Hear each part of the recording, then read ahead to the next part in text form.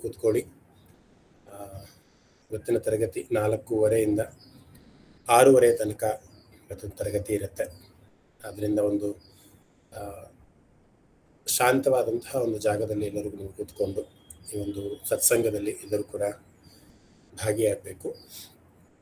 ಇವತ್ತು ವಿಶೇಷ ಏನಂತ ಅಂದರೆ ಭಗವದ್ಗೀತೆ 7ನೇ ಅಧ್ಯಾಯದ ಅರ್ಥ ಚಿಂತನೆ ಜೊತೆಗೆ ನಾವು ಅಗ್ನಿಹೋತ್ರ ಅಂತ ಸಾಮಾನ್ಯವಾಗಿ ನೀವು ಕೇಳಿರ್ತೀರ. ಎಲ್ಲರ ಮನೆಗಳಲ್ಲೂ ನೀವು ಮಾಡ್ತಾನೂ ಇರ್ತೀರ ಸ್ವಲ್ಪ ಜನ ಅಂತ ಭಾವಿಸ್ತೀನಿ. ಸೊ ಆ ಅಗ್ನಿಹೋತ್ರದ ಕ್ರಮ ಏನು, ಮತ್ತು ಅದರಿಂದ ಆಗುವಂತಹ ಪ್ರಯೋಜನಗಳೇನು, ಮತ್ತು ಯಾಕೆ ನಾವು ಅಗ್ನಿಹೋತ್ರವನ್ನು ಮಾಡಬೇಕು, ಇಂದಿಷ್ಟು ವಿಚಾರಗಳನ್ನು ನಾವು ಇವತ್ತಿನ ಒಂದು ತರಗತಿಯಲ್ಲಿ ತಿಳ್ಕೊತಾ ಹೋಗೋಣ. ಗೀತಾಮೃತಂ ಅನ್ನುವಂತಹ ಈ ಒಂದು ತಂಡ ಏನು 2-3 ವರ್ಷಗಳಿಂದ ಏನಿದೆ, ಬರೀ ಭಗವದ್ಗೀತೆಗೆ ಅಥವಾ ವಿಷ್ಣು ಸಹಸ್ರನಾಮಕ್ಕೆ ಅಷ್ಟಕ್ಕೆ ಮೀಸಲಾಗದೆ ಇನ್ನಿಷ್ಟು ವಿಚಾರಗಳನ್ನು ಎಲ್ಲರಿಗೂ ಕೂಡ ಜ್ಞಾನವನ್ನು ಹರಡಿಸ್ಬೇಕು ಅನ್ನುವಂಥ ಒಂದು ನಿಟ್ಟಿನಲ್ಲಿ ನಾನು ಹಾಗೆ ಹೇಮಾ ಭಗಿನಿಯವರು ಕ್ಲಾಸ್ಗಳನ್ನ ಮಾಡ್ಕೊತ ಬರ್ತಿದ್ವಿ. ಅದಕ್ಕೆ ತಕ್ಕ ಹಾಗೆ ನೀವು ಕೂಡ ಬಹಳ ಚೆನ್ನಾಗಿ ಸ್ಪಂದಿಸ್ತಾ ಇದ್ದೀರಾ, ನಮಗೆ ಇನ್ನಿಷ್ಟು ಉತ್ತೇಜನಗಳನ್ನು ಕೊಡ್ತಾ ಇದ್ದೀರಾ. ಕಳೆದ ತಿಂಗಳೇ ನಾವು ದಕ್ಷಿಣಾಮೂರ್ತಿ ಅಷ್ಟಕಂನ ಅರ್ಥವನ್ನು ತಿಳ್ಕೊಂಡ್ವಿ. ಇದೇ ಒಂದು ಗೀತಾಮೃತಂ ವೇದಿಕೆಯಲ್ಲಿ ಬಹಳಷ್ಟು ಬೇರೆ ವಿಚಾರಗಳನ್ನು ಆದಿತ್ಯ ಹೃದಯ ಆಗಿರ್ಬೋದು, ಇನ್ನಿಷ್ಟು ವಿಚಾರಗಳನ್ನು ಭಗವದ್ಗೀತೆ ಹಾಗೂ ವಿಷ್ಣು ಸಹಸ್ರನಾಮ ಅಲ್ಲದಲೆ ಇನ್ನಿಷ್ಟು ವಿಚಾರಗಳನ್ನು ನಿಮಗೆಲ್ಲರಿಗೂ ಕೂಡ ಹೇಳಬೇಕು ಅನ್ನುವಂಥ ಒಂದು ವಿಚಾರದಲ್ಲಿ ಪ್ರತಿ ವಾರ ಏನಾದರೂ ಹೊಸದನ್ನು ತರಬೇಕು, ಯಾರೋ ಒಬ್ಬರು ಅತಿಥಿಯನ್ನು ಕರೀಬೇಕು, ಅವರ ಒಂದು ಜ್ಞಾನವನ್ನು ನಾವು ಪಡ್ಕೊಬೇಕು ಅನ್ನುವಂತಹ ಒಂದು ವಿಚಾರ ಸದಾ ನನಗೆ ವಾರ ಪೂರ್ತಿ ವರ್ಕಿಂಗ್ ಡೇಸಲ್ಲಿ ಓಡ್ತಾ ಇರುತ್ತೆ. ಸೊ ವೀಕೆಂಡನ್ನು ಯಾವ ರೀತಿ ಎಂಡ್ ಮಾಡಬೇಕು ಅಂತ. ಹಾಗಾಗಿ ಮೊದಲಿಗೆ ನೀವೆಲ್ಲ ಕೂಡ ಇಲ್ಲಿ ಸೇರಿದ್ದಕ್ಕೆ ನನ್ನ ಹೃತ್ಪೂರ್ವಕ ನಮಸ್ಕಾರಗಳು. ಮೊದಲಿಗೆ 3 ಬಾರಿ ಓಂಕಾರವನ್ನು ಮಾಡಿ ನಂತರ ಒಂದು ಕ್ಲಾಸ್ನ ಆರಂಭ ಮಾಡೋಣ. ಎಲ್ಲರೂ ಕೂಡ ಸಮಚಿತ್ತದಲ್ಲಿ ಕೂತ್ಕೊಳ್ಳಿ. ಸಾಧ್ಯ ಆದರೆ ತಮ್ಮ ವಿಡಿಯೋವನ್ನು ಆನ್ ಮಾಡ್ಕೊಳ್ಳಿ. ಆಗ ನನಗೊಂದು ಮೋಟಿವೇಶನ್ ಬರುತ್ತೆ, ನಾನು ಯಾರೋ ಒಬ್ಬರ ಜೊತೆ ಕೂತು ಮಾತಾಡ್ತಾ ಇದ್ದೀನಿ, ಕೂತು ಸತ್ಸಂಗದಲ್ಲಿ ಭಾಗಿಯಾಗಿದ್ದೀನಿ ಅಂತ. ಸಾಧ್ಯ ಆಗೋದಿಲ್ಲ ಅಂತಂದರೆ ಬೇಡ. ಮತ್ತು ಇನ್ನೊಂದು ವಿಚಾರ ಏನಂತಂದರೆ, ನೀವು ಇವಾಗ ಯಾವ ಒಂದು ಸ್ಥಿತಿನಲ್ಲಿ ಕೂತಿರ್ತೀರೋ ಕ್ಲಾಸ್ ಆಗೋ ತನಕನೂ ಕೂಡ ಅದೇ ಸ್ಥಿತಿಯಲ್ಲಿ ಕೂತ್ಕೊಂಡಿರಿ. ವಿಡಿಯೋ ಆನ್ ಮಾಡ್ಕೊಂಡಿದ್ದಾಗ ನಾನು ಬಹಳಷ್ಟು ರೆಕಾರ್ಡಿಂಗ್ಸ್ನ ನೋಡ್ತಾ ಇದ್ದೆ. ಯಾರೊಬ್ರು ಕೂತಿರೋರು ಮಲ್ಕೊಂಡಿರ್ತಾರೆ, ಇನ್ನೊಬ್ರು ಏನೋ ಬೇರೆ ಕೆಲಸ ಮಾಡ್ತಿರ್ತಾರೆ. ಅದನ್ನು ನೋಡೋದಕ್ಕೆ ಒಂಥರ ಅಯ್ಯೋ ಈ ಥರ ಎಲ್ಲ ಕೂತ್ಕೊಂಡು ಇಂತಹ ಒಂದು ಸತ್ಸಂಗದಲ್ಲಿ ಭಾಗಿಯಾಗ್ತಾರಾ ಅಂತ ಅನಿಸ್ಬಿಡುತ್ತೆ. ಆದ್ದರಿಂದ ಈ 1.5 ಗಂಟೆಗಳ ಕಾಲ ನಾನು ಪರಮಾತ್ಮನಿಗೆ ಒಂದು ಸಮಯವನ್ನು ಕೊಡ್ತೀನಿ ಅನ್ನುವಂಥ ಒಂದು ಸಂಕಲ್ಪದೊಂದಿಗೆ ನಾವೆಲ್ಲರೂ ಕೂಡ ಇಲ್ಲಿ ಸೇರಿದ್ದೀವಿ. ಅದು ಪರಮಾತ್ಮಗೋಸ್ಕರನೇ ಮೀಸಲಿಡೋಣ. ಬೇರೆ ಕೆಲಸಕ್ಕೆ ನಮಗೆ 24 ಗಂಟೆ ಇದೆ. ಆ 24 ಗಂಟೆಯಲ್ಲಿ ಒಂದು ವಾರದಲ್ಲಿ 1.5 ಗಂಟೆನ ಇದಕ್ಕೋಸ್ಕರ ಮೀಸಲಿಡೋಣ. 3 ಬಾರಿ ಓಂಕಾರವನ್ನು ಹೇಳ್ತಾ ಎಲ್ಲರೂ ಕೈಗಳನ್ನು ಜೋಡಿಸ್ಕೊಳ್ಳಿ. ನಾಭಿಯಿಂದ ಎಷ್ಟು ಉಸಿರು ಬರೋದಕ್ಕಾಗುತ್ತೋ ಅಷ್ಟು ಉಸಿರು ತನಕನೂ ಕೂಡ ಓಂ ಆ ಓಮ ಅನ್ನುವಂಥ 3 ಅಕ್ಷರಗಳನ್ನು ಒಳಗೊಂಡಂತಹ ಓಂಕಾರವನ್ನು ನಾವು ಪಠಿಸೋಣ.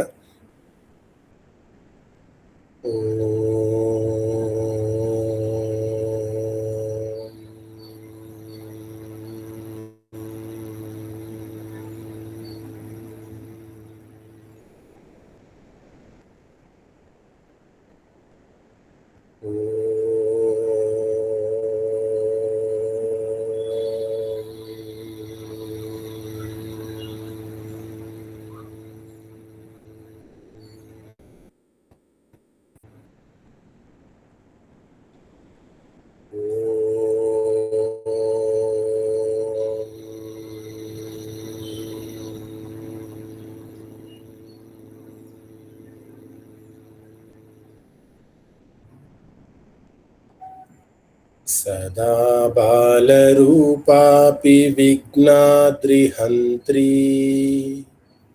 ಮಹಾದಂತಿ ವಕ್ತ್ರಾಪಿ ಪಂಚಾಸ್ಯ ಮಾನ್ಯ ವಿಧೀಂದ್ರಾದಿಭೃಗ್ಯ ಗಣೇಶಾಭಿಧಾಮೇ ವಿಧತ್ತಾಂ ಶ್ರಿಯಂ ಕಾಪಿ ಕಲ್ಯಾಣಮೂರ್ತಿ. ಹರಿ ಓಂ. ಶ್ರೀ ಗುರುಭ್ಯೋ ನಮಃ. ಹರಿ ಓಂ.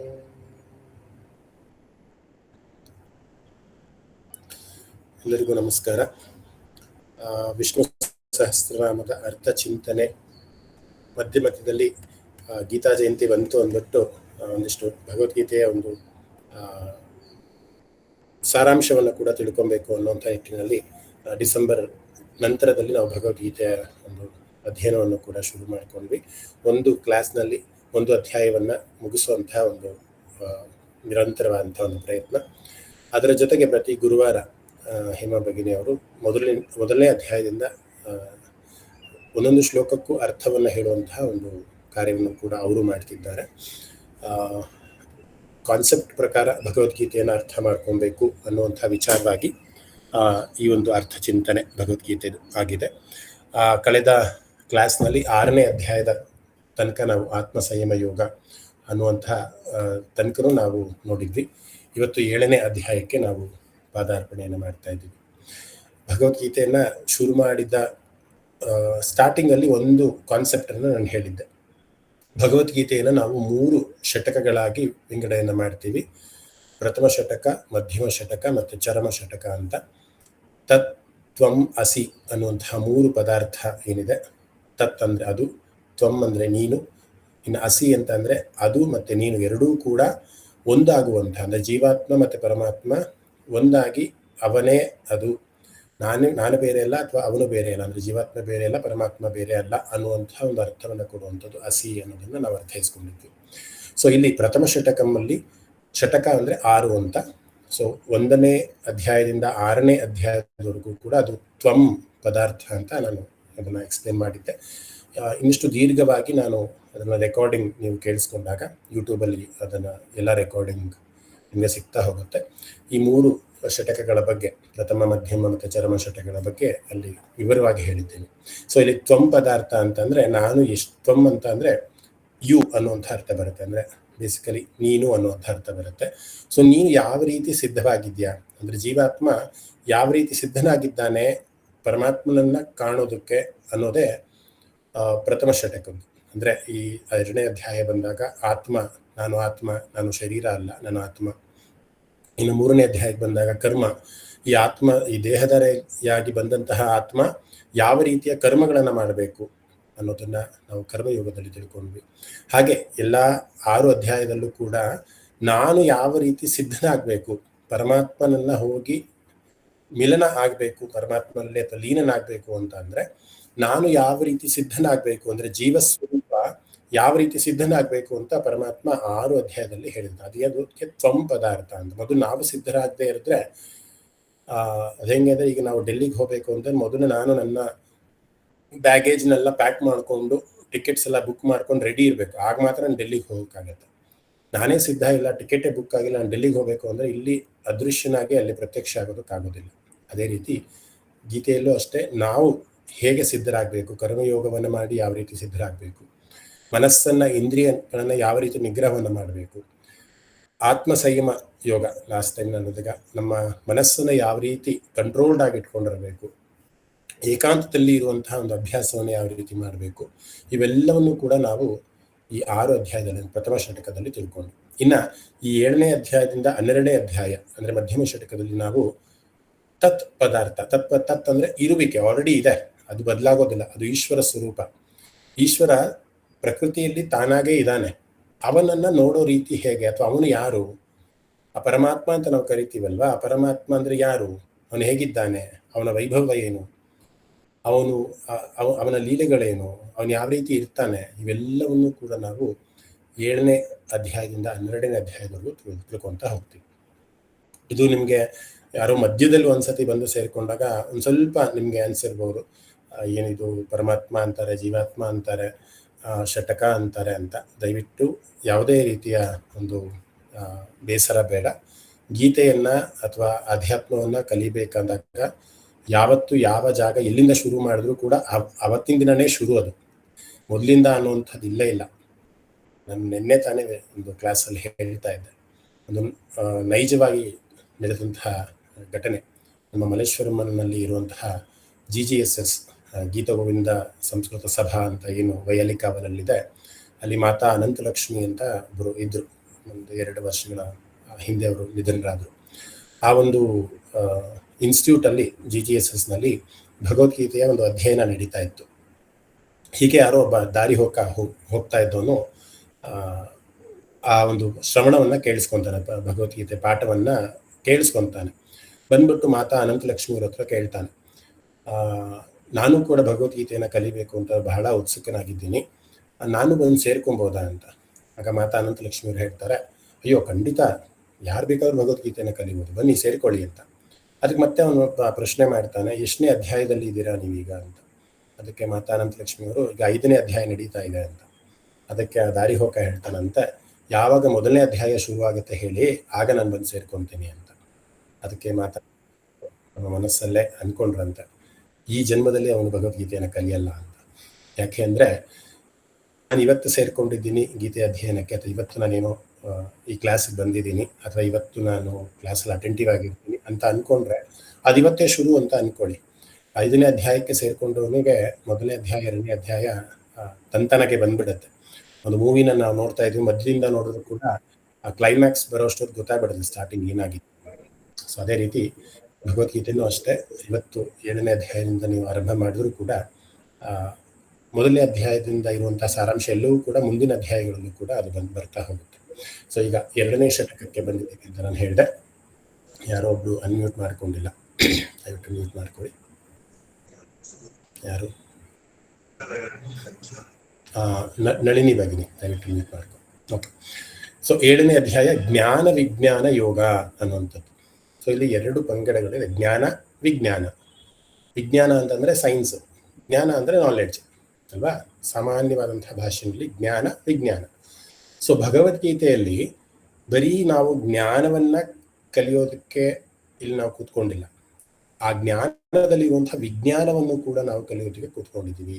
ಸೊ ಈ ಒಂದು ಅಧ್ಯಾಯದಲ್ಲಿ ಸೈನ್ಸ್ ವಿತ್ ನಾಲೆಡ್ಜ್ ಇದನ್ನ ತಿಳ್ಕೊಳ್ಳೋದಕ್ಕೆ, ಭಗವದ್ಗೀತೆಯಲ್ಲಿ ಹೇಳಿದ್ರಲ್ಲ, it comprises of all subjects. ಇದರಲ್ಲಿ ಮ್ಯಾಥ್ಸ್ ಇದೆ, ಇದರಲ್ಲಿ ಸೋಷಿಯಲ್ ಇದೆ, ಇದರಲ್ಲಿ ಆಲ್ಗರಿದಮ್ ಇದೆ, ಪ್ರತಿಯೊಂದು ಇದೆ ಭಗವದ್ಗೀತೆ. ಅದನ್ನ ನಾವು ಕಂಡಿಡ್ಕೊಬೇಕಷ್ಟೇ. ಸೊ ಈ ಒಂದು ಅಧ್ಯಾಯ ಜ್ಞಾನ ವಿಜ್ಞಾನ ಯೋಗದಲ್ಲಿ ನಾವು ವಿಜ್ಞಾನ ಅಂದ್ರೆ ಏನು ಅಂದ್ರೆ, ನಿಮಗೆ ಈ ಒಂದು ಕ್ಲಾಸ್ನ ಅಂತ್ಯದಲ್ಲಿ ನಿಮ್ಗೆ ಗೊತ್ತಾಗುತ್ತೆ ಏನು ವಿಜ್ಞಾನ ಏನಿದೆ ಈ ಒಂದು ಅಧ್ಯಾಯದಲ್ಲಿ ಅಂತ. ಸೊ ಇದಕ್ಕೋಸ್ಕರ ಈ ಒಂದು ಅಧ್ಯಾಯದ ಹೆಸರೇ ಜ್ಞಾನ ವಿಜ್ಞಾನ ಯೋಗ ಅಂತ. ಇನ್ನೂ ಸ್ವಲ್ಪ ಸಿಂಪಲ್ ಆಗಿ ಹೇಳ್ಬೇಕಂತ ಅಂದ್ರೆ, ಜ್ಞಾನ ಅಂತ ಅಂದ್ರೆ it's the lower nature of god. ಈಗ ನಾವು ರಾಮ, ಕೃಷ್ಣ, ಈಶ್ವರ ಅಥವಾ ಬೇರೆ ಯಾವುದೋ ಸಹಸ್ರಾರು ಹೆಸರುಗಳಿಂದ ದೇವರನ್ನ ಕರಿತೀವಿ. ಇದು ಜ್ಞಾನ. ನಮ್ಗೆ ಗೊತ್ತಿದೆ, ಇವನು ಕೃಷ್ಣ ಕೊಡಲ್ ಇಟ್ಕೊಂಡಿದ್ದಾನೆ, ಇವನು ಸೊಂಡ್ಲಿದೆ ಇವನಿಗೆ, ಇವನು ಗಣೇಶ, ಇವನು ನರಸಿಂಹ. ಈ ರೀತಿ ಅವರ ರೂಪವನ್ನು ನೋಡೋ ಅಥವಾ ಅವರ ಒಂದು ವೇಷಭೂಷಣವನ್ನು ನೋಡೋ ನಾವು ಅದನ್ನ ಅರಿತ್ಕೊಂತೀವಿ, ಇಂಥ ದೇವರು ಇಂಥ ಫಲಗಳನ್ನ ಕೊಡ್ತಾನೆ. ಇದು ಜ್ಞಾನ ಅನ್ನುವಂಥದ್ದು.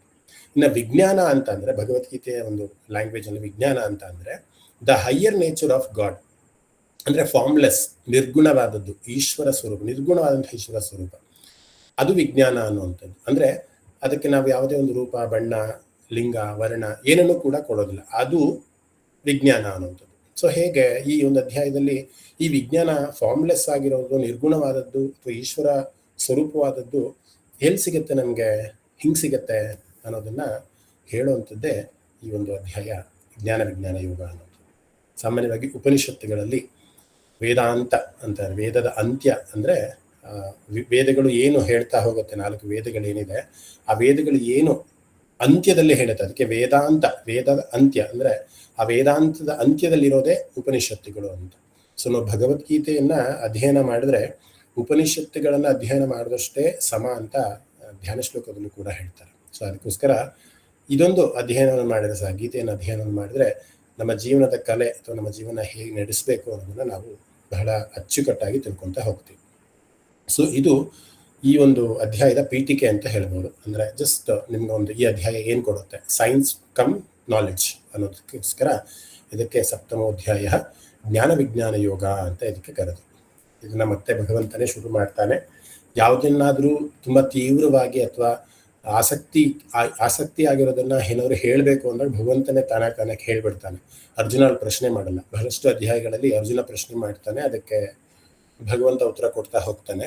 ಆದ್ರೆ ಯಾವ್ದಾದ್ರು ವಿಚಾರವನ್ನ, ಇಲ್ಲಿ ಜ್ಞಾನವನ್ನ ಅಥವಾ ವಿಜ್ಞಾನವನ್ನ ಪರಮಾತ್ಮನೇ ಹೇಳ್ಬಿಡ್ಬೇಕು ಅಂತ ಅವನಿಗೆ ತುಂಬಾ ಕ್ಯೂರಿಯಾಸಿಟಿ. ಆ ಕುರುಕ್ಷೇತ್ರದ ಅನ್ನೋ ರಣಭೂಮಿನಲ್ಲೂ ಕೂಡ. ಸೊ ಅದಕ್ಕೋಸ್ಕರ ಪರಮಾತ್ಮನೇ ಇಲ್ಲಿ ಶುರು ಮಾಡ್ತಾನೆ. ಏನಂತ ಶುರು ಮಾಡ್ತಾನೆ ಅಂದರೆ ಮಯಾಸಕ್ತ ಮನಃ ಪಾರ್ಥ ಯೋಗಂ ಎಂಜನ್ಮದಾಶ್ರಯ ಅಸಂಶಯಂ ಸಮಗ್ರಂ ಮಾಂ ಯಥಾಜ್ಞಾಸಸಿ ತತ್ಸುಣು ಅಂತ. ಅಂದರೆ ಅವನಿಗೆ ಎಷ್ಟು ಕ್ಯೂರಿಯಾಸಿಟಿ ಇದೆ ಅಂದರೆ ಏನು ಹೇಳ್ತಾನೆ ಅಂದರೆ ಈ ಶ್ಲೋಕದಲ್ಲಿ, ಪಾರ್ಥ ಅನನ್ಯ ಪ್ರೇಮದಿಂದ, ನಾನು ಆಗಲೇ ಹೇಳಿದ್ನಲ್ಲ ಇದು ಮಧ್ಯಮ ಷಟಕ ಅಂದರೆ ಅವನನ್ನ ಅರ್ಥ ಮಾಡ್ಕೊಳ್ಳೋದು. ಇಷ್ಟು ದಿನ ನಾವು ಹೇಗೆ ಪ್ರಿಪೇರ್ ಆಗಬೇಕು, ನಾವು ಯಾವ ಧ್ಯಾನ ಕೂತ್ಕೊಬೇಕು, ನಮ್ಮ ಇಂದ್ರಿಯಗಳನ್ನ ಯಾವ ರೀತಿ ಇಟ್ಕೊಂಡಿರ್ಬೇಕು, ಇದೆಲ್ಲ ನಮ್ಮನ್ನ ಕ್ಲೆನ್ಸ್ ಮಾಡ್ಕೊಳ್ಳೋದು ಮುಗೀತು. 6 ಚಾಪ್ಟರ್ಸ್ ಅಲ್ಲಿ ಅದು ಮುಗಿದೋಯ್ತು. ಈಗ ಅದ್ಯಾವುದೋ ಒಂದು ಇದೆಯಲ್ಲ, ತತ್ ಅಂದ್ರೆ ಅದು ಅಂತ ಸಂಸ್ಕೃತದಲ್ಲಿ, ತತ್ಫಲಂ ಅಂದ್ರೆ ಅದು ಹಣ್ಣು ಅಂತ, ಅಂದ್ರೆ ಅದು ಚೇಂಜ್ ಆಗಲ್ಲ, ಅದು ಅಚಲವಾಗಿರುತ್ತೆ, ಅದು ಚೇಂಜ್ ಆಗೋದೇನ, ನಾವು ಚೇಂಜ್ ಆಗುತ್ತೆ, ತ್ವಮ್ ಅನ್ನೋದು ಚೇಂಜ್ ಆಗುತ್ತೆ. ಸೊ ಇಲ್ಲಿ ಮೊದಲನೇ ಶ್ಲೋಕದಲ್ಲಿ ಶುರು ಆಗ್ತಾನೆ ಆ ಒಂದು ಪರಮಾತ್ಮನ ಬಗ್ಗೆ ಮಾತಾಡ್ತಾ ಇರೋದು. ಸೊ ಇಲ್ಲಿ ಕೃಷ್ಣ ಏನ್ ಹೇಳ್ತಾ ಇದ್ದಾನೆ ಅಂತ ಅಂದ್ರೆ, ಅನನ್ಯವಾದಂತಹ ಪ್ರೇಮದಿಂದ ಆಸಕ್ತ ಚಿತ್ತನಾಗಿ, ಅಂದ್ರೆ ನನ್ನನ್ನ ಅರಿಬೇಕು ಅನ್ನೋ ಭಾವದಿಂದ ನನ್ನನ್ನ ಯಾರು ಆಶ್ರಯ ಪಡೀತಾರೋ, ನನ್ನಲ್ಲಿ ಯಾರು ಸಂಪೂರ್ಣವಾದಂತಹ ಜ್ಞಾನವನ್ನಿಡ್ತಾರೋ, ನನ್ನ ವಿಭೂತಿ ಅಂತ ಅಂದ್ರೆ ಗ್ಲೋರಿ ಅಂತ ಅರ್ಥ, ಅಥವಾ ಗ್ಲೋರಿ ಅಂತ ಅಂದ್ರೆ ಅವನ ಅವತಾರಗಳು ಅಥವಾ ಅವನ ಕಥೆಗಳು, ಇವೆಲ್ಲವೂ ಕೂಡ ವಿಭೂತಿ ಅಂತ. ಸಂಪೂರ್ಣವಾದ ವಿಭೂತಿಯನ್ನ, ಶಕ್ತಿಯನ್ನ, ಐಶ್ವರ್ಯವನ್ನ, ಗುಣಗಳನ್ನ ಯಾರು ಅರಿತ್ಕೊಬೇಕು ಅನ್ನೋದನ್ನ ದೃಢಚಿತ್ತರಾಗಿ, ಆಸಕ್ತಿಪೂರ್ವಕವಾಗಿ, ಶ್ರದ್ಧಾಪೂರ್ವಕ ಯಾರು ಬರ್ತಾರೋ ಅಂಥವರಿಗೆ ಯಾವುದೇ ರೀತಿ ಅಂದ್ರೆ ಅಂಥ ಒಂದು ಮನಸ್ಸು ಯಾರಿರುತ್ತೆ ಅಂಥವರು ಇದನ್ನ ಕೇಳಲೇಬೇಕು ಅಂತ. ಯಥಾಜ್ಞಾಸಿ ತತ್ಸುಣು, ನನ್ನ ಬಗ್ಗೆ ನಾನು ಇವಾಗ ಹೇಳ್ತಾ ಹೋಗ್ತೀನಿ, ಏನೋ ಒಂದು ಸೈನ್ಸ್ ಅನ್ನ ನಾನು ಹೇಳ್ತಾ ಹೋಗ್ತೀನಿ.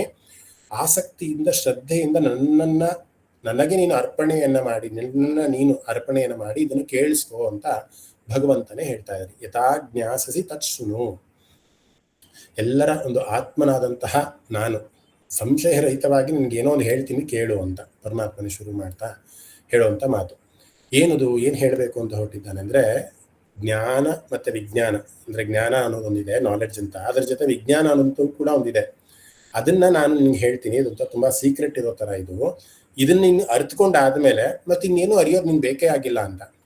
ಸಾಮಾನ್ಯವಾಗಿ ಜ್ಞಾನ ಅನ್ನೋದಿದ್ರೆ ಇವತ್ತು ನಾವು ಕಲಿತೀವಿ, ಇನ್ನೊಂದು 2 ವರ್ಷ ಆದ್ಮೇಲೆ ಮರ್ತೋಗ್ತೀವಿ.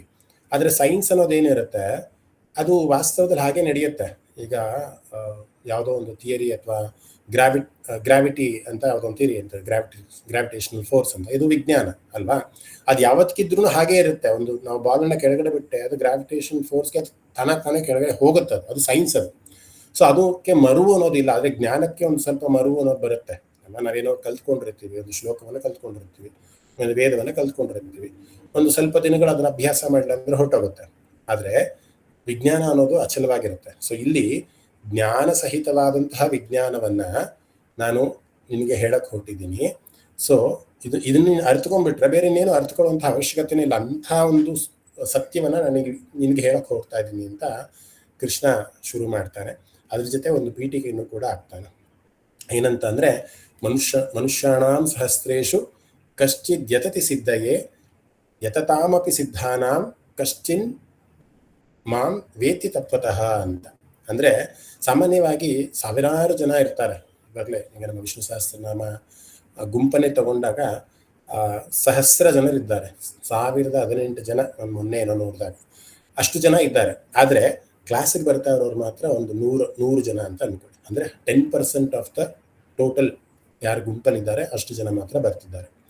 ಸೊ ಔಟ್ ಆಫ್ 100 ಬರೀ 10% ಅಷ್ಟು ಜನಕ್ಕೆ ಮಾತ್ರ ಆಸಕ್ತಿ ಇದೆ. ವಿಜ್ಞಾನವನ್ನು ತಿಳ್ಕೊಬೇಕು, ಜ್ಞಾನವನ್ನು ತಿಳ್ಕೊಬೇಕು, ಮುಕ್ತಿಗೆ ನಾವು ಪಾತ್ರರಾಗಬೇಕಂದ್ರೆ ನಾವೇನ್ ಮಾಡಬೇಕು, ಯಾವ ರೀತಿಯ ಕರ್ಮಗಳನ್ನು ಮಾಡಬೇಕು. ಇವತ್ತೇನೋ ಮಹೋದಯ ನಮ್ಗೆ ಅಗ್ನಿಹೋತ್ರ ಮಾಡೋದು ಹೆಂಗೆ ಅಂತ ಹೇಳ್ಕೊಡ್ತಾರಂತ ಅಂತೆ ಅದನ್ನ ತಿಳ್ಕೊಳ್ಳೋಣ ಅನ್ನೋ 7th ಚಾಪ್ಟರ್ ಹೇಳ್ತಾರೆ ಅಂತ ತಿಳ್ಕೊಳ್ಳೋಣ ಅನ್ನುವಂಥ ಒಂದು ಆಸಕ್ತಿ ಇದೆಯಲ್ಲ, ಆಸಕ್ತಿನೇ ಸಾಕು ಮುಕ್ತಿಗೆ ಪಾತ್ರ ಆಗೋದು. That it self is a start. So ಹಾಗೆ ಕೃಷ್ಣ ಮುಂದುವರ್ತಾ ಹೇಳ್ತಾರೆ, ಸಾವಿರಾರು ಮನುಷ್ಯರು ನನ್ನನ್ನು ತಿಳಿಬೇಕು, ಈ ವಿಜ್ಞಾನವನ್ನು ತಿಳ್ಕೊಬೇಕು, ನಾನು ಯಾರು ಅನ್ನೋದು ತಿಳ್ಕೊಬೇಕು ಅಂತ ಸುಮಾರು ಜನ ಪ್ರಯತ್ನ ಮಾಡ್ತಾರೆ, ಸಾವಿರಾರು ಜನ ಪ್ರಯತ್ನ ಮಾಡ್ತಾರಂತೆ. ಆದ್ರೆ ಅಷ್ಟು ಜನರಲ್ಲಿ ನಾವು ಪರಮಾತ್ಮನನ್ನು ತಿಳ್ಕೊಳ್ಳೋಕೆ ಆಗೋದಂತೂ ಬರೀ ಒಬ್ಬನಿಗೆ ಮಾತ್ರ. ಅಂದ್ರೆ 1000ದಲ್ಲಿ ಒಬ್ಬನಿಗೆ. ಪ್ರಾಬ್ಲಿ ಆಗಿನ ಕಾಲದಲ್ಲಿ 1000 ಅಂತ ಹೇಳಿದ್ದಾರೆ. ಈಗಿನ ಕಲಿಯುಗದ ಒಂದು ಪಾಪ್ಯುಲೇಷನ್ ನಾವು ತಗೊಂಡಾಗ 1,00,000 ಜನರಲ್ಲಿ ಯಾರೋ ಒಬ್ಬ ಸಂತ ಮಾತ್ರ ಪರಮಾತ್ಮ ಯಾರು, ಆ ತತ್ ಅನ್ನೋ ಪದಾರ್ಥ ಏನು ಅದನ್ನ ತಿಳ್ಕೊಳ್ಳೋದಕ್ಕೆ ಸಾಧ್ಯ ಆಗುತ್ತೆ. ಸೊ ಇಲ್ಲಿ ಆ ಒಂದು ಸೀಕ್ರೆಟ್ ಅನ್ನ ನಾನು ಹೇಳ್ತೀನಿ, ಇದನ್ನು ತಿಳ್ಕೊಂಡ್ರೆ ಮತ್ತೆ ಇನ್ನೇನೂ ತಿಳ್ಕೊಳ್ಳುವಂತಹ ಅವಶ್ಯಕತೆ ಇಲ್ಲ ಅಂತ ಹೇಳಿದಂತಹ ಪರಮಾತ್ಮ ಮತ್ತೆ ಅದನ್ನು ಕೂಡ ಹೇಳ್ತಿದ್ದಾನೆ, ಆ 1000ರಲ್ಲಿ ನೀನು ಒಬ್ಬ.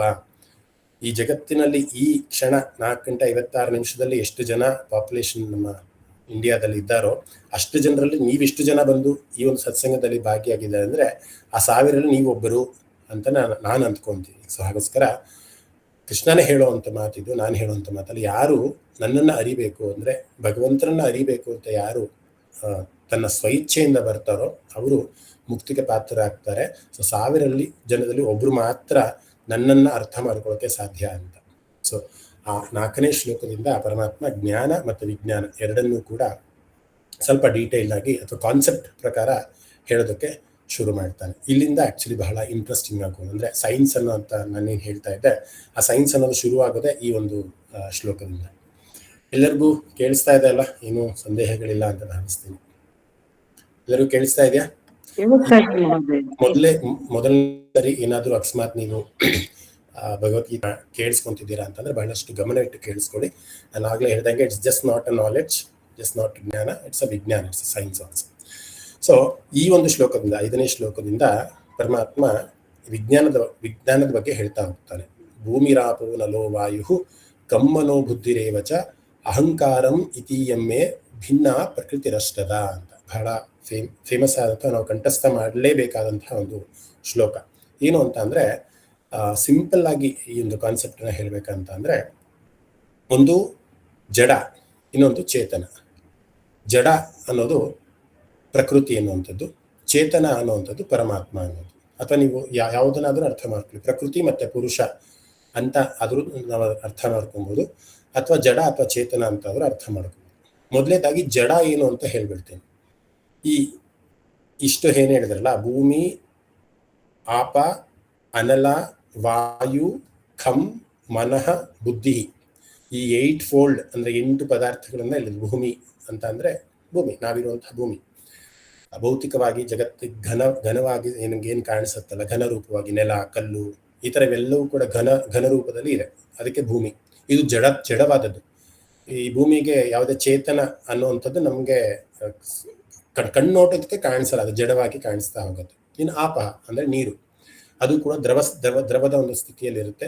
ಜಗದ ಎಲ್ಲ ದ್ರವಗಳನ್ನು ನಾವು ಆ ನೀರಿನ ಒಂದು ಹೋಲಿಕೆಗೆ ಹೋಲಿಸಿ ಅದಕ್ಕೆ ಆಪಹ ಅಂತ ಕರಿತೀವಿ.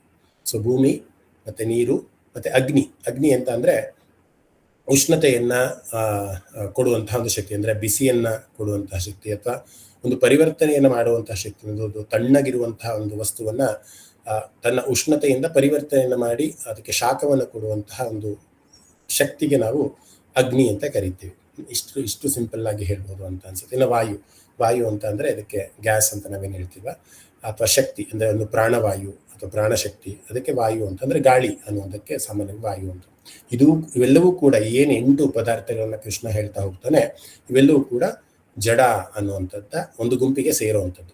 ಯಾವುದು? ಭೂಮಿ, ನೀರು, ಅಗ್ನಿ, ವಾಯು ಮತ್ತು ಆಕಾಶ ಅಂದರೆ ಎಲ್ಲ ಸ್ಥಳ, ದ ಸ್ಪೇಸ್ ಅಂತ ನಾವೇನು ಹೇಳ್ತೀವಲ್ಲ.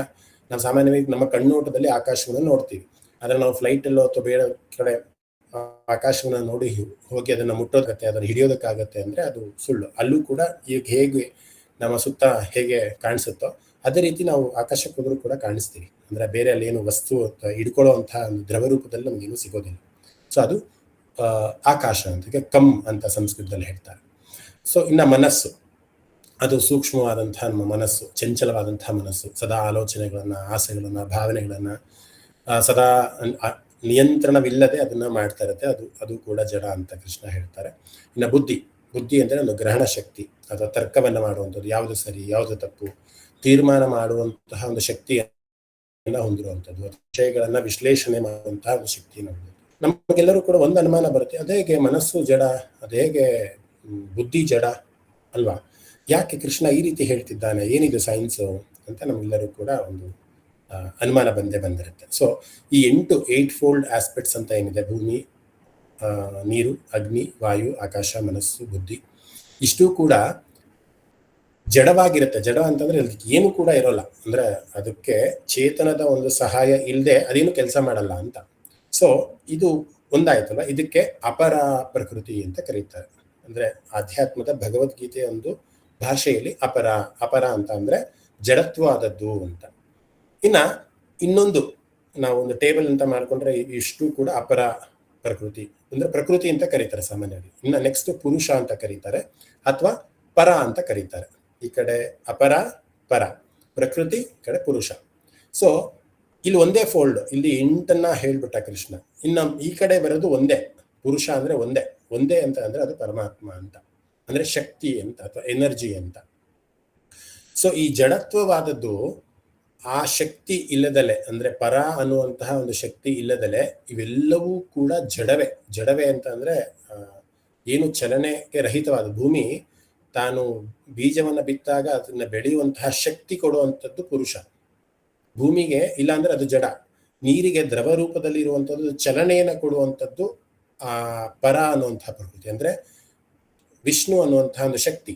ಇಲ್ಲಿ ನಾನು ವಿಷ್ಣು ಅಂತ ಕರಿತಿದ್ದೀನಿ, ಬಟ್ ಪರಮಾತ್ಮ ಅಂತ ಅಂದ್ರೆ ಒಂದು ನಿರ್ಗುಣ ನಿರಾಕಾರವಾದಂತಹ ಒಂದು ಶಕ್ತಿ ಈ ಜಡತ್ವವಾದದ್ದಕ್ಕೆ ಶಕ್ತಿಯನ್ನು ಕೊಡುತ್ತೆ ಅಂತ. ಇನ್ನು ಅಗ್ನಿಯನ್ನ ಸುಡುವಂತಹ ಅಥವಾ ಉಷ್ಣತೆಯನ್ನ ಕೊಡುವಂತಹ ಶಕ್ತಿ ಅಗ್ನಿಗಿಲ್ಲ. ಆ ಶಕ್ತಿಯನ್ನ ಕೊಡುವಂಥದ್ದು ಪರಾ ಪ್ರಕೃತಿ ಅಂತ, ಪರಾ ಪುರುಷ ಅಂತ. ಸೊ ಯಾವುದು ಪರ ಅಂತಂದ್ರೆ ಪುರುಷನಿಲ್ಲದೆ ಯಾವುದೂ ಕೂಡ ಈ ಜಡತ್ವಾದಂತಹ 8 ಅಂಶಗಳೇನಿದೆ ಅದು ಯಾವುದೂ ಕೂಡ ಚಲನೆಗೆ ಬರೋದಿಲ್ಲ ಅಂತ. ಸೊ ಒಂದು ಸೃಷ್ಟಿ, ನಾವು ನೋಡ್ತಾ ಇರುವಂತಹ ಒಂದು ಸೃಷ್ಟಿ, ನೀವೇ ಈಗೆಲ್ಲ ಆಚೆ ಕಡೆ ನಿಮ್ಮ ಕಿಟಕಿಯೆಲ್ಲ ಬಾಗಿಲು ನೋಡಿ ಹೊರಗಡೆ ಏನಾದ್ರೂ ಇದೆ ಅಂತ ಅಂದ್ರೆ ಇಟ್ಸ್ ಅ ಮಿಕ್ಸ್ಚರ್ ಆಫ್ ಜಡ ಅಂಡ್ ಪುರುಷ. ಅಂದ್ರೆ ಶಕ್ತಿ ಮತ್ತೆ ಪುರುಷರ ಒಂದು ಸಂಯೋಗದೊಂದಿಗೆ ಈ ಒಂದು ಪ್ರಪಂಚ ಇದೆ ಅಂತ. ಇದಕ್ಕೆ ಸೈನ್ಸ್ ಅಂತ ಕರೀತಾರೆ. ಅದಕ್ಕೋಸ್ಕರ ಇದು ಜ್ಞಾನ ವಿಜ್ಞಾನ ಯೋಗ ಅಂತ. ಗೊತ್ತಿಲ್ಲ ಎಷ್ಟು ಜನಕ್ಕೆ ಇದು ಅರ್ಥ ಆಯ್ತು ಕಾನ್ಸೆಪ್ಟ್ ಅಂತ. ಇನ್ನೊಂದು ಸ್ವಲ್ಪ ಎಕ್ಸಾಂಪಲ್ನ ಕೊಟ್ಟು ಅದನ್ನ ಹೇಳಕ್ ಪ್ರಯತ್ನ ಮಾಡ್ತೀನಿ. ನನ್ನ ಕೈಯಲ್ಲಿ ಈಗ ಒಂದು ಪುಸ್ತಕ ಕಾಣಿಸ್ತಾ ಇದೆ. ಇದು ಪುಸ್ತಕ, ಆಳೆಗಳಿರುವಂತಹ ಪುಸ್ತಕ. ಇದು ಜಡ, ಇದಕ್ಕೇನು ಚೇತನ ಇಲ್ಲ. ಅಂದ್ರೆ ಇವಾಗ ಇದು ಜಡ. ಇದು ಈ ಪುಸ್ತಕ ಅಥವಾ ಈ ಪೇಪರು ಯಾವುದರಿಂದ ಮಾಡಲಾಗಿದೆ ಅಂತ ಅಂದ್ರೆ ಮರದಿಂದ ಪೇಪರನ್ನ ಮಾಡಲಾಗಿದೆ. ಅಂದ್ರೆ ಈ ಪುಸ್ತಕ ಇವಾಗ ಏನು ಜಡವಾಗಿದೆ ಅದು ಒಂದು ದಿನ ಚೇತನವಾಗಿತ್ತು. ಅಂದ್ರೆ ಮರದಲ್ಲಿದ್ದಾಗ ಚೇತನವಾಗಿತ್ತು. ಆ ಚೇತನದಿಂದ ಅದೇನು ಪರಿಷ್ಕರಣೆ ಎಲ್ಲ ಮಾಡಿ ಒಂದು ಪೇಪರನ್ನ ಮಾಡಿ ಇದಕ್ಕೆ ಬುಕ್ ಅಂತ ಮಾಡಿದ್ದಾರೆ. ಸೊ ತುಂಬಾ ಸಿಂಪಲ್ ಆಗಿ ಹೇಳ್ಬೇಕಂತ ಅಂದ್ರೆ ಪ್ರತಿಯೊಂದು ವಸ್ತುವು ಕೂಡ ಅಥವಾ ಪ್ರತಿಯೊಂದು ನಮ್ಮಲ್ಲಿ ಏನು ಇದೆ, ನಮ್ಮ ಸುತ್ತಮುತ್ತಲಿನ ವಸ್ತುಗಳೆಲ್ಲವೂ ಕೂಡ ಚೇತನದಿಂದ ಹುಟ್ಟಿ ಜಡವಾಗಿದೆ ಅಂತ ಹೇಳ್ಬೋದು. ಆದ್ರೆ ಚೇತನ ಇಲ್ಲದಲೆ ಅದು ಸೃಷ್ಟಿಯಾಗೋದಕ್ಕೆ ಸಾಧ್ಯನೇ ಇಲ್ಲ. ಮರ ಬೆಳೆಯದಲೆ ನಾವು ಮರದಿಂದ ಪೇಪರನ್ನು ಮಾಡೋಕ್ಕೆ ಸಾಧ್ಯ ಇಲ್ಲ. ಇನ್ನೊಂದು ಎಕ್ಸಾಂಪಲ್ನ ಕೊಡಬೇಕು ಅಂತಂದ್ರೆ ಎಲೆಕ್ಟ್ರಿಸಿಟಿ.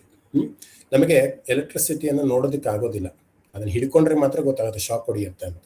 ಒಂದು ಎಲೆಕ್ಟ್ರಿಸಿಟಿ ವೈರಿಂದ ಅಂದ್ರೆ ಟ್ರಾನ್ಸ್ಫರ್ಮಿಂದ ಅದನ್ನ ಮೇನ್ ಲೈನ್ಸ್ಗೆ ತೊಗೊಂಬಂದು ಅಲ್ಲಿಂದ ಒಂದು ಸ್ವಿಚ್ ಬೋರ್ಡ್ ಅಂತ ಮಾಡಿ ಅಲ್ಲಿಂದ ಬಲ್ಬ್ಗೆ ಕನೆಕ್ಷನ್ ಕೊಟ್ಟು ಅಲ್ಲಿಂದ ಸಾಕೆಟ್ ಅಂತ ಮಾಡಿ ಏನೇನೋ ತೊಗೊಂಬರ್ತೀವಿ. ಅಂದ್ರೆ ಆ ಎನರ್ಜಿಯನ್ನ ಶೇಖರಣೆ ಮಾಡಿ ತೊಗೊಂಬಂದು ಇವತ್ತು ನಾನು ಸಿಸ್ಟಮ್ನ ಆನ್ ಮಾಡಿದ್ದೀನಿ, ಫ್ಯಾನ್ ಆನ್ ಮಾಡಿದ್ದೀನಿ, ಎಲ್ಲವೂ ಕೂಡ ಚಲನೆ ನಡೀತಾ ಇದೆ. ಈ ಫ್ಯಾನು, ಈ ಲ್ಯಾಪ್ಟಾಪು ಅಥವಾ ಈ ಡೆಸ್ಕ್ಟಾಪು ಅಥವಾ ನಮ್ಮಲ್ಲಿರುವಂತಹ ಫ್ರಿಡ್ಜು ಎಲ್ಲವೂ ಕೂಡ ಜಡ.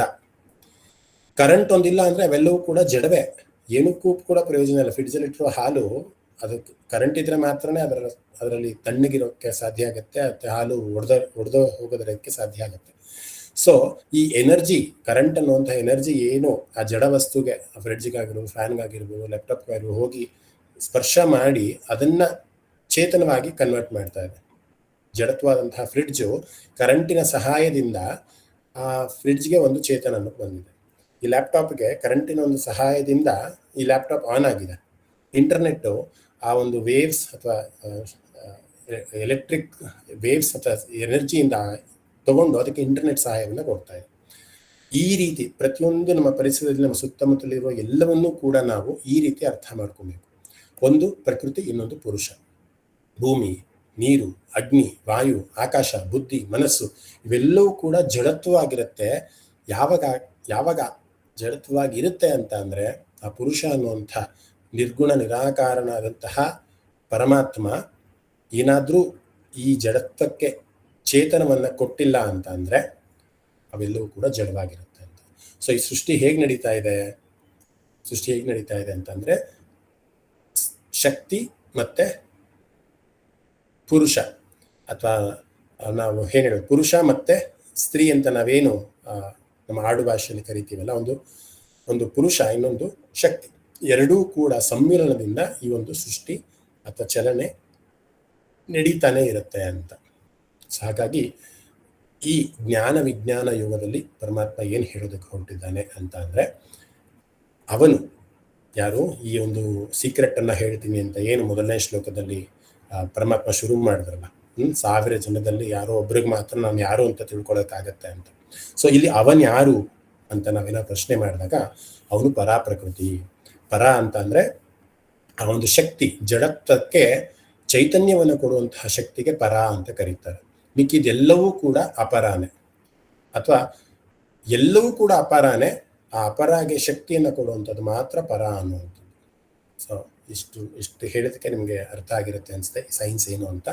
ಪೃಥ್ವಿ, ಜಲ, ಅಗ್ನಿ, ವಾಯು, ಆಕಾಶ, ಮನಸ್ಸು, ಬುದ್ಧಿ ಮತ್ತೆ ಅದ್ರ ಜೊತೆ ಅಹಂಕಾರ, ಇಷ್ಟು 8 ಕೂಡ ಸೇರಿಸಿ ಒಂದು ಪ್ರಕೃತಿ ಅಂತ ಕರೆಸ್ಕೊಂಡ್ರೆ, ಆ 8 ನಿಗ್ರಹಿಸುವಂತಹ, ಆ ಜಡತ್ವವನ್ನು ನಿಗ್ರಹಿಸುವಂತಹ ಸಂಪೂರ್ಣವಾದಂತಹ ಮೆಕ್ಯಾನಿಸಮ್ ಇರುವಂಥದ್ದು ಆ ಪರಮಾತ್ಮನಲ್ಲಿ. ಇಲ್ಲ ಅಂತಂದ್ರೆ ಮಿಕ್ಕಿದೆಲ್ಲವೂ ಕೂಡ ವ್ಯರ್ಥ ಅಥವಾ ಚೇತನ ರಹಿತವಾದಂತಹ ವಸ್ತು ಮಾತ್ರ ಆಗಿರುತ್ತೆ ಅಂತ. ಸೊ ಈ ಒಂದು 7ನೇ ಅಧ್ಯಾಯದಲ್ಲಿ ಕೃಷ್ಣ ನಮಗೆ ಕಟ್ಕೊಡ್ತಾ ಹೋಗ್ತಾನೆ. ಸೊ ಎಲ್ಲಾ ಪ್ರಾಣಿಗಳು, ಪ್ರಕೃತಿಯಲ್ಲಿರುವಂತಹ ಎಲ್ಲಾ ಜೀವಿಗಳು, ಪ್ರಕೃತಿಯಲ್ಲಿ ಇರುವಂತಹ ಎಲ್ಲಾ ವಸ್ತುಗಳು, ಎಲ್ಲದಕ್ಕೂ ಕೂಡ ಮೂಲವಾಗಿ ಒಂದು ಚಲನೆ ಅಥವಾ ಒಂದು ಚೇತನ ಬರಬೇಕು ಅಂತಂದ್ರೆ ಅದು ಇಲ್ಲಿಂದ ಆ ಶಕ್ತಿ ಬರ್ತಾ ಇದೆ ಅಂತಂದ್ರೆ, ಆಕಾಶಕ್ಕೆ ಇಲ್ಲಿಂದ ಶಕ್ತಿ ಬರ್ತಾ ಇದೆ, ನೀರಿಗೆ ಹರಿಯುವಂತಹ ಶಕ್ತಿಯಿಂದ ಬರ್ತಾ ಇದೆ, ಬೆಂಕಿಗೆ ಸುಡುವಂತಹ ಶಕ್ತಿಯಿಂದ ಬರ್ತಾ ಇದೆ, ಭೂಮಿಗೆ ಬೆಳೆಯುವಂತಹ ಶಕ್ತಿಯಿಂದ ಬರ್ತಾ ಇದೆ. ಎಲ್ಲವೂ ಕೂಡ ಬರ್ತಾ ಇರೋದು ಆ ನಿರ್ಗುಣ ನಿರಾಕಾರ ಅಂತ ಒಂದು ಶಕ್ತಿ ಇದೆ. ಅದಕ್ಕೆ ಪರಾಪ್ರಕೃತಿ ಅಂತಾರೆ. ಅದು ವಿಷ್ಣು ಆಗಿರ್ತಾರೆ ಅಥವಾ ದೇವಿ ಆಗಿರ್ತಾಳೆ. ನಾವು ಬೇರೆ ಬೇರೆ ಹೆಸರಿಂದ ಕರೀತಾನೆ. ಆಗ್ಲೇ ಶುರುನಲ್ಲೇ ಹೇಳಿದೆ, ಜ್ಞಾನ ಅಂತ ಅಂದ್ರೆ ರಾಮ ಕೃಷ್ಣ ಇವೆಲ್ಲವೂ ಕೂಡ ಜ್ಞಾನ.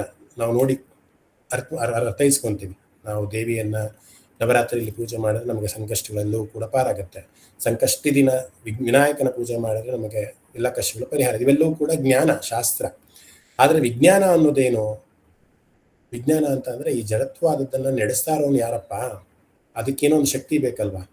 ಎಲೆಕ್ಟ್ರಿಸಿಟಿನ ಬಲ್ಪನ ಉರಿಸ್ತಾ ಇರೋನು ಯಾರು? ಎಲೆಕ್ಟ್ರಿಸಿಟಿ ಅಲ್ವಾ? ಆ ಎಲೆಕ್ಟ್ರಿಸಿಟಿನ ಕಂಡುಹಿಡ್ಕೊಳ್ಳುವಂತಹ ಒಂದು ಮನಸ್ಸು ಅಥವಾ ಕಂಡುಹಿಡ್ಕೊಳ್ಳುವಂತಹ ಒಂದು ಜ್ಞಾನ ಏನಿದೆ, ಅದಕ್ಕೆ ವಿಜ್ಞಾನ ಅಂತ ಹೇಳಿ ಕರೆಯುವಂಥದ್ದು. ಇನ್ನಿಷ್ಟು ಉದಾಹರಣೆಗಳನ್ನ ಕೃಷ್ಣ ಮತ್ತೆ ಮುಂದಿನ ಶ್ಲೋಕದಲ್ಲಿ ಕೊಡ್ತಾ ಹೋಗ್ತಾನೆ. ಏನು ವಿಜ್ಞಾನ, ಏನು ಉದಾಹರಣೆ ಅಂದ್ರೆ ಇಷ್ಟು ಹೇಳಿದಾಗ ಅರ್ಜುನನಿಗೆ ಎಲ್ಲೋ ಒಂದು ಸ್ವಲ್ಪ ಅಷ್ಟು ನೀಟಾಗಿ ಅರ್ಥ ಆಗ್ಲಿಲ್ಲ. ಏನಿದು ಪರ ಅಪರ ಅಂತ. ಅದಕ್ಕೋಸ್ಕರ ಪರಮಾತ್ಮ ಇನ್ನೂ ಸಿಂಪಲ್ಫೈಸ್ ಮಾಡಿ ಹೇಳಬೇಕು ಅಂತ ಒಂದು 18 ಎಕ್ಸಾಂಪಲ್ಸ್ನ ಕೊಡ್ತಾನೆ ಈ ಒಂದು ಅಧ್ಯಾಯದಲ್ಲಿ. ಇನ್ನು ಮುಂದಿನ ಚಾಪ್ಟರ್ಸ್ ಅಲ್ಲಿ ಒಂದು 36 ಎಕ್ಸಾಂಪಲ್ಸ್ನ ಒಂದು ಅಧ್ಯಾಯದಲ್ಲಿ ಕೊಡ್ತಾನೆ. ಇನ್ನು 56 ಎಕ್ಸಾಂಪಲ್ಸ್ನ ಇನ್ನೊಂದು. ಏನ್ ಎಕ್ಸಾಂಪಲ್ಸ್ ಅಂತ ಅಂದ್ರೆ, ಈ ಒಂದು ಅಧ್ಯಾಯದಲ್ಲಿ ಕೊಡುವಂತಹ ಎಕ್ಸಾಂಪಲ್ ಏನು ಅಂತಂದ್ರೆ, ಎಲ್ಲದರಲ್ಲೂ ನಾನಿದ್ದೀನಿ ಅನ್ನುವಂತಹ ಒಂದು ಅರ್ಥವನ್ನ ಕೊಡುವಂಥದ್ದು. ಅಂದ್ರೆ ಶ್ಲೋಕದ ರೂಪದಲ್ಲಿ ಹೇಳ್ಬೇಕಂದ್ರೆ, ಪುಣ್ಯೋಗಂತ ಪೃಥಿವ್ಯಾಂಚ ತೇಜಶ್ಚಾಸ್ಮಿ ವಿಭಾವಸೌ ಜೀವನಂ ಸರ್ವಭೂತೇಶು ತಪಶ್ಚಾಸ್ಮಿ ತಪಸ್ವಿಷು ಅಂತ ಒಂದು ಶ್ಲೋಕ ಇದೆ. ಅಂದ್ರೆ ಈ ಪೃಥ್ವಿನಲ್ಲಿ ಅಥವಾ ಈ ಭೂಮಿನಲ್ಲಿ ಪವಿತ್ರವಾದಂತಹ ಪರಿಮಳ ಏನಾದರೂ ಬರ್ತಾ ಇದೆ ಅಂತ ಅಂದ್ರೆ, ಆ ಪರಿಮಳದ ಸುವಾಸನೆ ನಾನೇ, ಬೇರೆ ಇನ್ನೇನು ಅಲ್ಲ. ಅಥವಾ ಅಗ್ನಿಯಲ್ಲಿ ಏನಾದರೂ ಒಂದು ಉಷ್ಣತೆಯ ಒಂದು ಅಂಶ ಬರ್ತಾ ಇದೆ ಅಂತ ಅಂದ್ರೆ ಅದು ಕೂಡ ನಾನೇ, ನನ್ನಿಂದನೇ ಅಗ್ನಿಗೆ ಆ ಒಂದು ಅಂಶ ಬರ್ತಾ ಇರೋದು. ಅಥವಾ ಅಗ್ನಿಯಲ್ಲಿ ಬೆಳಕು ಬರುತ್ತಲ್ಲ, ನಮ್ಗೆ ಆ ಬೆಳಕಿನ ಒಂದು ತೇಜಸ್ಸು ಬರುತ್ತಲ್ಲ, ಆ ತೇಜಸ್ ಹೇಗ್ ಬರ್ತಾ ಇದೆ? ಆ ತೇಜಸ್ಸು ಕೂಡ ನಾನೇ ಅಪ್ಪ, ಬೇರೆ ಇನ್ಯಾರೂ ಅಲ್ಲ. ಹಾಗೆ ಸಮಸ್ತ ಪ್ರಾಣಿಗಳ ಜೀವನ ಏನಿದೆ, ಯಾವ್ಯಾವ್ದೋ ರೀತಿಯಲ್ಲಿ ಇರ್ತಾರೆ. ಒಬ್ರು ತಪಸ್ಸು ಮಾಡ್ತಿರ್ತಾರೆ, ಯಾಗ ಮಾಡ್ತಿರ್ತಾರೆ, ಒಬ್ರು ಕರ್ಮ ಮಾಡ್ತಿರ್ತಾರೆ. ಆ ತಪಸ್ವಿಗಳಲ್ಲಿ ತಪಸ್ಸು ನಾನೇ ಆಗಿದ್ದೀನಿ ಅಂತ ಒಂದಿಷ್ಟು ಎಕ್ಸಾಂಪಲ್ಸ್ನ ಕೊಡ್ತಾ ಹೋಗ್ತಾನೆ. ಬೀಜದಲ್ಲಿ ಆ ಬೀಜ ಮೊಳಕೆ ಹೊಡೆದು ಗಿಡವಾಗತ್ತೆ ಅಂತಂದ್ರೆ ಆ ಬೀಜದ ಒಂದು ಅಂದ್ರೆ ಆ ಸಸ್ಯದ ಒಂದು ಬೀಜ ನಾನೇ ಆಗಿರ್ತೀನಿ ಅಂತ. ಸಮಸ್ತ ಪ್ರಾಣಿಗಳ ಸಂತಾನವೂ ಕೂಡ ನಾನೇ ಆಗಿರ್ತೀನಿ ಅಂತ. ಸೊ ಹಾಗೆ ಒಂದು 18 ಎಕ್ಸಾಂಪಲ್ಸ್ನ ಕೊಡ್ತಾ ಹೋಗ್ತಾನೆ. ನಾನು ಪ್ರತಿಯೊಂದನ್ನು ಇಲ್ಲಿ ಡಿಸ್ಕಸ್ ಮಾಡಲ್ಲ, ಯಾಕೆಂದ್ರೆ ಇಲ್ಲಿ ನಾನು ಅಂದ್ರೆ ಆ ಪರ ಅಂತ ನಾನು ಹೇಳಿದ್ನಲ್ಲ, ಆ ಶಕ್ತಿ ಏನು ಅನ್ನೋದನ್ನ ಅರ್ಥ ಮಾಡ್ಕೊಂಡು 18 ಎಕ್ಸಾಂಪಲ್ಸ್ನ ಕೊಡ್ತಾ ಹೋಗ್ತಾನೆ. ಅದು ಎಲ್ಲಾ ಪ್ರಾಣಿಗಳಲ್ಲೂ ಕೂಡ ಆ ಶಕ್ತಿ ರೂಪದಲ್ಲಿ ಅಥವಾ ಚೈತನ್ಯದ ರೂಪದಲ್ಲಿ ಅಥವಾ ಬಲದ ರೂಪದಲ್ಲಿ ಅಥವಾ ಶಕ್ತಿಯ ರೂಪದಲ್ಲಿ ಏನಾದ್ರೂ ಕೆಲಸ ಮಾಡ್ತಾ ಇದೆ ಅಂತ ಅಂದ್ರೆ ಅದು ನಾನೇ ಅಂತ.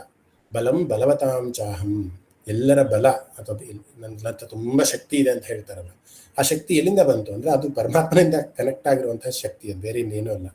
ಸೊ ಹಾಗಾಗಿ ಎಲ್ಲರಲ್ಲೂ ಕೂಡ ನಾನಿದ್ದೀನಿ ಅನ್ನೋದನ್ನ ಹೇಳುವಂತಹ ಒಂದು ಎಕ್ಸಾಂಪಲ್ಸ್ನ ಕೊಡ್ತಾ ಹೋಗ್ತಾರೆ. ಮತ್ತೆ 3 ಗುಣಗಳ ಬಗ್ಗೆನೂ ಸ್ವಲ್ಪ ಪರಮಾತ್ಮನಲ್ಲಿ ಹೇಳ್ತಾನೆ. ಸತ್ವ, ರಜಸ್ಸು ಮತ್ತು ತಮಸ್ಸು ಅಂತ 3 ಗುಣಗಳೇನಿದೆ, ಈ ಗುಣಗಳ ಬಗ್ಗೆ ಒಂದು ಅಧ್ಯಾಯವೇ ಇದೆ, ಅದನ್ನ ಮುಂದೆ ನಾವು ನೋಡ್ಬೋದು.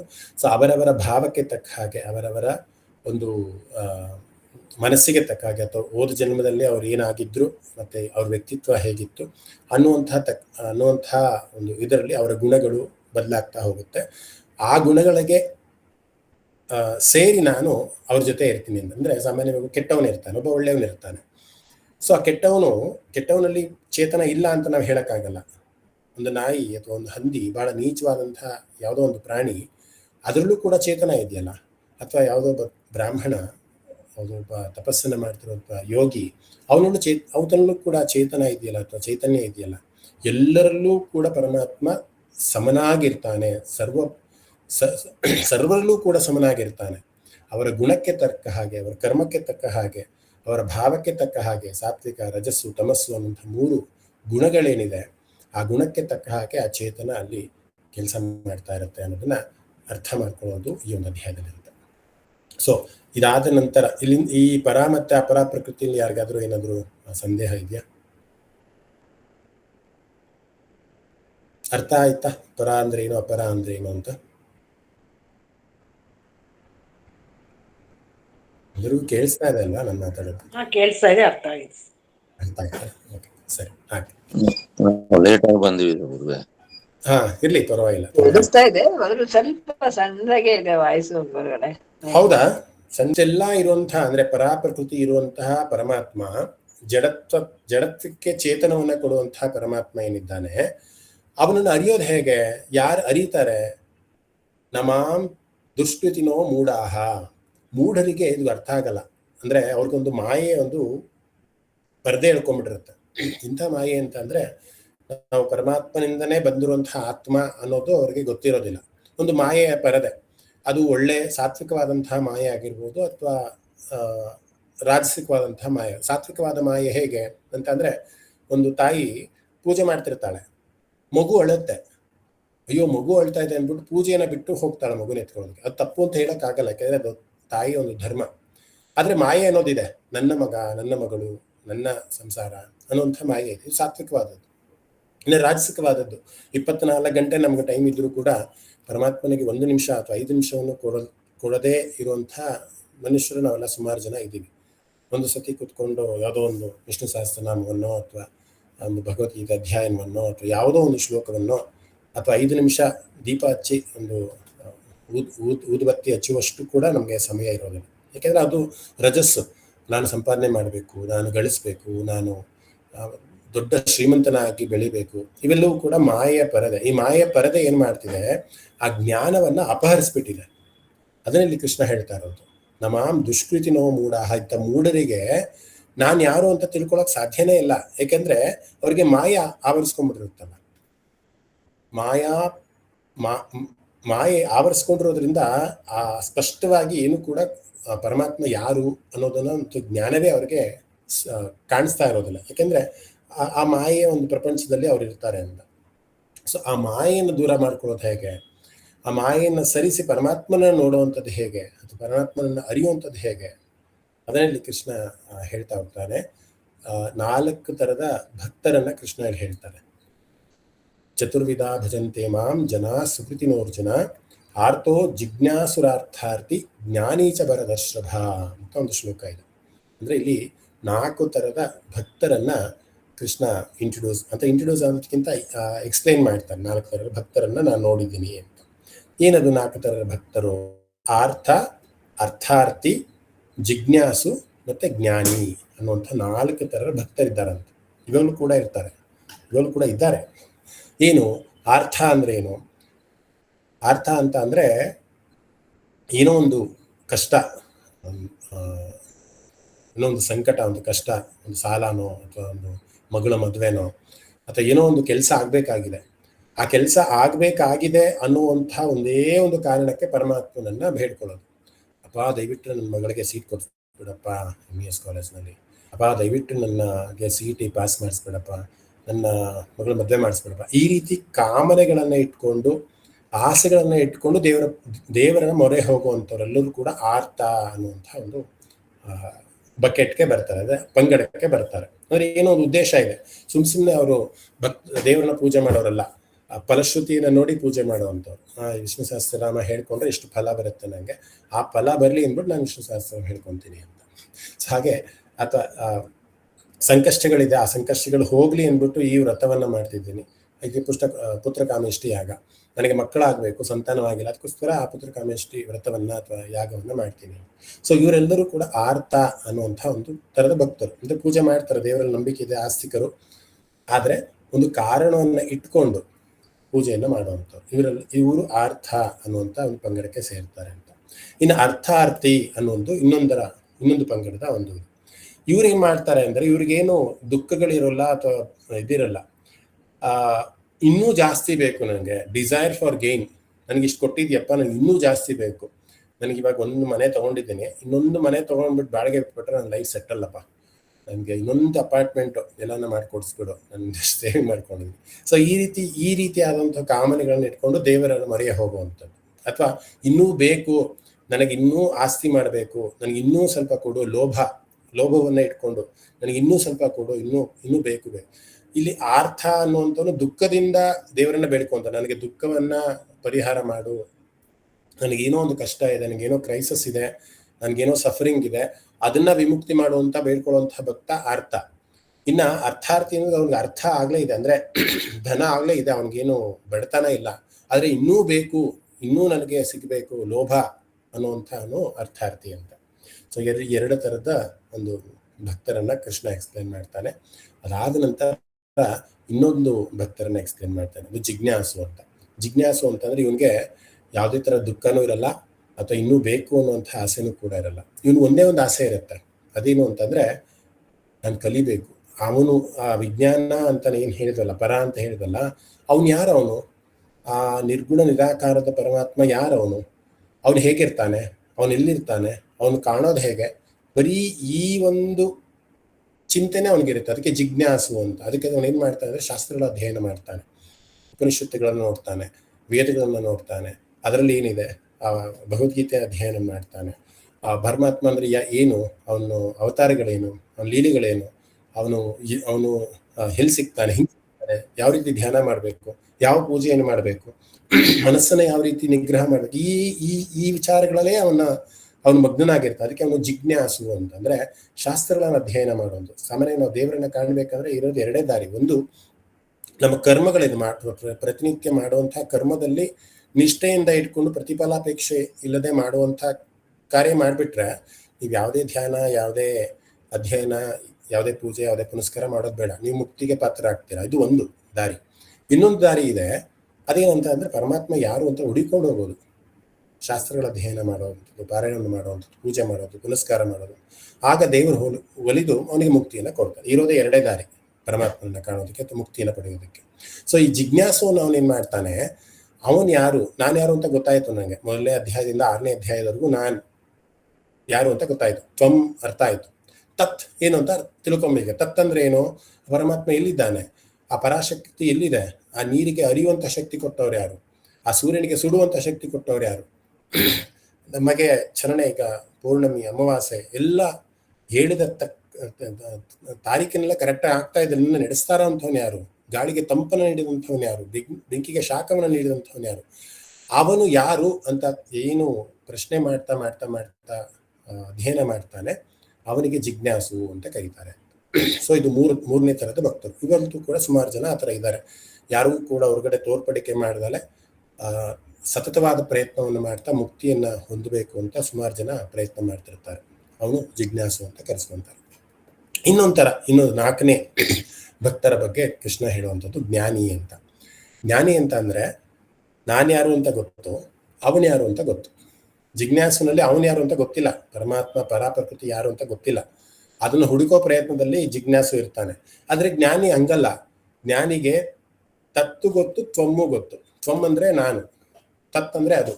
ಪರಮಾತ್ಮ ಯಾರು ಅಂತ ಗೊತ್ತು, ಅವನ ಪಡೆಯೋ ರೀತಿ ಹೇಗೆ ಅಂತನೂ ಗೊತ್ತು. ಅಂದ್ರೆ ಜಿಜ್ಞಾಸು ಆಗಿ ನೆಕ್ಸ್ಟ್ ಲೆವೆಲ್ ಹೊರಟೋಗಿದ್ದಾನೆ ಜ್ಞಾನಿ.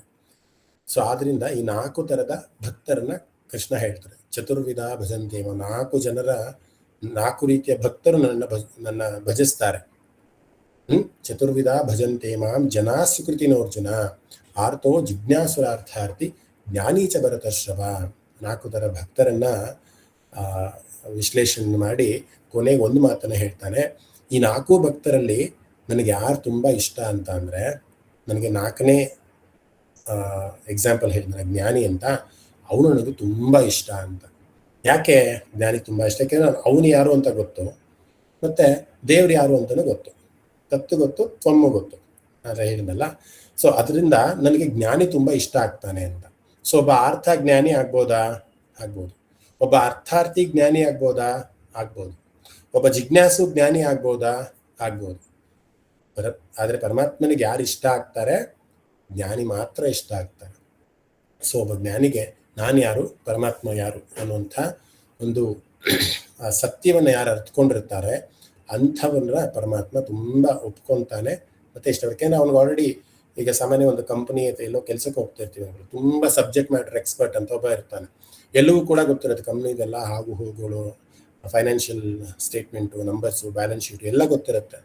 ಅವ್ರಿಗೆ ಬಾಸ್ ಫುಲ್ಲು ಪರ್ಮಿಷನ್ ಗ್ರ್ಯಾಂಡ್ ಮಾಡಿರ್ತಾರೆ, ನಿಂಗೆ ಇನ್ನೊಂದು ಡೌಟ್ ಗೊತ್ತು ನನ್ನ ಕಂಪ್ನಿನಲ್ಲಿ, ನಿನ್ನ ಕಂಡ್ರೆ ನಂಗೆ ತುಂಬ ಇಷ್ಟ ಅಂತ. ಅದೇ ರೀತಿ ಒಬ್ಬ ಅಸೋಸಿಯೇಟ್ ಇರ್ತಾನೆ. ಅಸೋಸಿಯೇಟ್ ಎಷ್ಟೋ ಒಂದು 10 ವರ್ಷದಿಂದ ಕೆಲಸ ಮಾಡ್ತಿರ್ತಾನೆ ಒಂದೇ ಕಂಪ್ನಿನಲ್ಲಿ. ಆದರೆ ಅವ್ನು ಕಂಪ್ನಿ ಬ್ಯಾಲೆನ್ಸ್ ಶೀಟು ಪಬ್ಲಿಷ್ ಆಗುತ್ತೆ, ಅಥವಾ ಕಂಪ್ನಿ ಫೈನಾನ್ಷಿಯಲ್ ಸ್ಟೇಟಸ್ ಏನು, ಅಥವಾ ಕಂಪ್ನಿ ಎಷ್ಟು ಜನ ಇದ್ದಾರೆ, ನಮ್ಮ ಕಂಪ್ನಿ ಎಷ್ಟೆಷ್ಟು ಬ್ರಾಂಚ್ ಇದೆ, ಏನೂ ಕೂಡ ಗೊತ್ತಿರೋದಿಲ್ಲ. ಬಾಸ್ ಅವ್ರನ್ನ ಇಷ್ಟಪಡ್ತಾರಾ? ಇಷ್ಟಪಡಲ್ಲ. ಅದೇ ರೀತಿ ಪರಮಾತ್ಮನೂ ಅಷ್ಟೇ, ಎಲ್ಲವನ್ನು ತಿಳ್ಕೊಂಡಂತಹ ಜ್ಞಾನಿಗೆ ಪರಮಾತ್ಮ ಇಷ್ಟವಾಗ್ತಾನಂತೆ. ಯಾಕೆಂದ್ರೆ ನಮ್ಮ ಒಂದು ಬಹು ಮುಖ್ಯವಾದಂತಹ ಕರ್ತವ್ಯ ಅಂತಾನೆ ಹೇಳ್ಬೋದು. ನಾವು ಬಂದಿರುವಂಥ ಉದ್ದೇಶ ಏನು ಅಂತಂದ್ರೆ ಜ್ಞಾನವನ್ನು ಸಂಪಾದನೆ ಮಾಡ್ಕೊಳ್ಳೋದೇ ನಮ್ಮ ಗುರಿಯಾಗಿರ್ಬೇಕು. ಮತ್ತು ಇನ್ನೊಂದು ಶ್ಲೋಕದಲ್ಲಿ ಕೃಷ್ಣ ಹೇಳ್ತಾ ಹೋಗ್ತಾನೆ, ಎಲ್ಲರೂ ಕೂಡ ಜ್ಞಾನಿಗಳಾಗೋಕ್ಕಾಗೋದಿಲ್ಲ. ನಾವು ಅದನ್ನ ತರ್ಕ ಮಾಡ್ತಾ ಹೋದ್ರೆ ನಿಮ್ಮ ಮನಸ್ಸಿಗೆ ಒಂದು ಪ್ರಶ್ನೆ ಬಂದಿರುತ್ತೆ, ಏನೋ ಕೃಷ್ಣನ್ಗೆ ಜ್ಞಾನಿಗಳು ಯಾರಿಗೆ ಟೈಮ್ ಇದೆ ಓದೋದಕ್ಕೆ, ಯಾರಿಗೆ ಟೈಮ್ ಇದೆ ಪರಮಾತ್ಮ ಯಾರು ತಿಳ್ಕೊಳ್ಳೋದಕ್ಕೆ ಅಂತ ನಮಗೂ ಒಂದು ಪ್ರಶ್ನೆ ಬರುತ್ತಲ್ವಾ. ಅದಕ್ಕೆ ಮತ್ತೆ ಕೃಷ್ಣ ಉತ್ತರವನ್ನು ಕೊಡ್ತಾನೆ. ಯೋ ಯೋ ಯಾಂ ತನುಂ ಭಕ್ತ ಶ್ರದ್ಧೆಯಾರ್ಚಿತುಮಿಚ್ಛತಿ ತಸ್ಯ ತಸ್ಯಾಚಲಾಂ ಶ್ರದ್ಧಾಂ ತಮೇವ ವಿದಧಾಮ್ಯಹಂ ಅಂತ. ಯಾವ ಸಕಾಮ ಭಕ್ತರು ಯಾವ ಒಂದು ದೈವವನ್ನ ಅರಸಿ ಹೋಗ್ತಾರೆ, ಅಥವಾ ಯಾವುದೇ ದೇವರನ್ನ ಪೂಜೆ ಮಾಡಿ, ಸಾಯಿಬಾಬಾನ ಪೂಜೆ ಮಾಡ್ತಾರೆ, ರಾಘವೇಂದ್ರನ ಪೂಜೆ ಮಾಡ್ತಾರೆ, ಒಬ್ರು ದ್ವೈತ ತತ್ವವನ್ನು ತಗೊಂಡಿರ್ತಾರೆ, ಒಬ್ರು ಅದ್ವೈತ ತತ್ವವನ್ನು ತಗೊಂಡಿರ್ತಾರೆ, ಒಬ್ರು ವಿಶಿಷ್ಟಾದ್ವೈತ ತತ್ವವನ್ನು ಅನುಸರಿಸ್ತಾರೆ. ನೀನು ಯಾವುದನ್ನೇ ತಗೋ, ಯಾವುದೇ ದೇವರನ್ನ ನೀನು ಪೂಜೆ ಮಾಡು, ಯಾವುದೇ ಕಾಮನೆಗಳನ್ನ, ಯಾವುದೇ ಒಂದು ಆಸೆಗಳನ್ನ ಇಟ್ಕೊಂಡು ನೀನು ಪೂಜೆ ಮಾಡು, ಎಲ್ಲರೂ ಕೂಡ ರಿಪೋರ್ಟ್ ಆಗೋದು ನನಗೇನೆ ಅಂತ. ನನಗೆ ಅಂದ್ರೆ ಪರಾಪ್ರಕೃತಿಗೆ ಅಂತ. ಈಗ ನೀವು ಹೋಗ್ಬಿಟ್ಟು ಬಾಬಾ ದೇವರಿಗೆ, ಬಾಬಾ ನನಗೆ ಈ ಥರದ್ದೆಲ್ಲ ಆಸೆ ಇದೆ, ಒಳ್ಳೆ ಕೆಲಸಗಳನ್ನು ಮಾಡಬೇಕು ಅಂತ ಇದನ್ನ, ಏನೋ ಒಂದು ನಿವೇದನೆ, ಏನೋ ಒಂದು ಮಾಡ್ಕೊಳ್ಳಿ. ಆ ಬಾಬಾ ಮತ್ತೆ ಕಮೆಂಟ್ ಮಾಡುವಂಥದ್ದು ಯಾರಿಗೆ? ಆ ಪರಾಪ್ರಕೃತಿ, ಅಂದ್ರೆ ಈ ಪ್ರಕೃತಿ ಅನ್ನುವಂತಹ ಜೀವನ ಆ ಶಕ್ತಿ ಏನಿದೆಯಲ್ಲ, ಆ ಶಕ್ತಿಗೆ ಪರಮಾತ್ಮ ಕನೆಕ್ಟ್ ಆಗಿ ನಿಮ್ಮ ಕೆಲಸಗಳನ್ನ ಮಾಡಿಸ್ತಾನೆ ಅಂತ. ಸೊ ಯಾವ ಭಕ್ತರು ಯಾವ ದೇವರನ್ನ ಸಂಪರ್ಕ ಮಾಡ್ತಾರೋ ಅಥವಾ ಎಲ್ಲವೂ ಮಾಡ್ತಾರೋ, ಅದು ಶ್ರದ್ಧಾಪೂರ್ವಕವಾದಂತಹ ಪೂಜೆ ಆಗಿದ್ರೆ, ಆ ಶ್ರದ್ಧಾಪೂರ್ವಕವಾದಂತಹ ಪೂಜೆಗೆ ತಕ್ಕ ಹಾಗೆ ಅವರಿಗೆ ಫಲ ಸಿಗ್ತಾ ಹೋಗುತ್ತೆ ಅಂತ ಇಲ್ಲಿ ಕೃಷ್ಣ ಹೇಳುವಂಥದ್ದು. ಒಂದೇ ಒಂದು ನಿಮಿಷ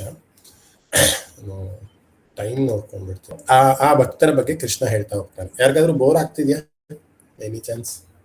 ಇಲ್ಲ, ಬಹಳ ಚೆನ್ನಾಗಿ ಬರ್ತಾ ಇದೆ. ಸೊ ಆ ಪರಮಾತ್ಮನನ್ನ ಪಡೆಯುವಂತಹ ರೀತಿ ಬಹಳಷ್ಟಿದೆ ಆಯ್ತಾ. ಈಗ ನಮ್ಮ ಮನೆ ದೇವರು ಅಂತ ನಾವು ಸಾಮಾನ್ಯ ಹೇಳ್ತೀವಿ, ಮನೆ ದೇವರು, ಕುಲದೇವರು ಅಂತ. ಕುಲದೇವರನ್ನ ಬಿಟ್ಟು ನೀನು ಬೇರೆ ದೇವರನ್ನ ಅರಸುವಂತ ದಯವಿಟ್ಟು ಯಾರು ಕೂಡ ಹೇಳೋದಿಲ್ಲ. ನಿಮ್ಮ ಕುಲದೇವರು, ನಿಮ್ಮ ಮನೆ ದೇವರು, ಅವರನ್ನೇ ಪೂಜೆ ಮಾಡಿ, ಅವರನ್ನೇ ಪ್ರಾರ್ಥನೆಯನ್ನು ಮಾಡಿ. ಆದ್ರೆ ಆ ಎಲ್ಲಾ ಪ್ರಾರ್ಥನೆ ಹೋಗುವಂಥದ್ದು ಆ ನಿರ್ಗುಣ ನಿರಾಕಾರ ಅಂತ ಒಂದು ಶಕ್ತಿ ಆ ಪ್ರಕೃತಿನಲ್ಲಿ ಏನಿದೆ, ಆ ಪ್ರಕೃತಿಗೆ ಅದು ಕನೆಕ್ಟ್ ಆಗಿ ಅಲ್ಲಿಂದ ನಿಮಗೆ ಯಾವ ಒಂದು ಕೆಲಸ ಆಗಬೇಕು ಅಥವಾ ಏನಾಗಬೇಕು ಅದೆಲ್ಲವೂ ಕೂಡ ನಿಮಗೆ ಆಗ್ತಾ ಹೋಗುತ್ತೆ. ಅದೇ ವಿಜ್ಞಾನ ಅನ್ನುವಂಥದ್ದು. ಅದನ್ನೇ ಇಲ್ಲಿ ಜ್ಞಾನ ವಿಜ್ಞಾನ ಯೋಗ ಅಂತ ಯಾಕೆ ಇದನ್ನ ಈ ಒಂದು ಅಧ್ಯಾಯದಲ್ಲಿ ಹೇಳ್ತಾ ಹೋದ್ರು ಅಂತಂದ್ರೆ, ನಾವು ಪ್ರಕೃತಿ ಜೊತೆ ಮಾತಾಡುವಂತಹ ಒಂದು ಕ್ರಿಯೆಯನ್ನು ನಾವು ಬೆಳೆಸ್ಕೊಬೇಕಾಗತ್ತೆ. ನಾನು ಮುಂದೆ ಅಗ್ನಿಹೋತ್ರ ಪೀಠಿಕೆಯನ್ನು ಮುಂದೆ ಹೇಳಬೇಕಂದ್ರೆ ಪ್ರಕೃತಿಗೂ ಮತ್ತೆ ನಮಗೂ ಇರುವಂತಹ ಸಂಬಂಧ ಏನು ಅನ್ನೋದನ್ನ ನಾನು ಒಂದಿಷ್ಟು ಉದಾಹರಣೆಗಳನ್ನು ಕೊಟ್ಟು ಹೇಳಬೇಕು ಅಂದ್ಕೊಂಡಿದ್ದೀನಿ.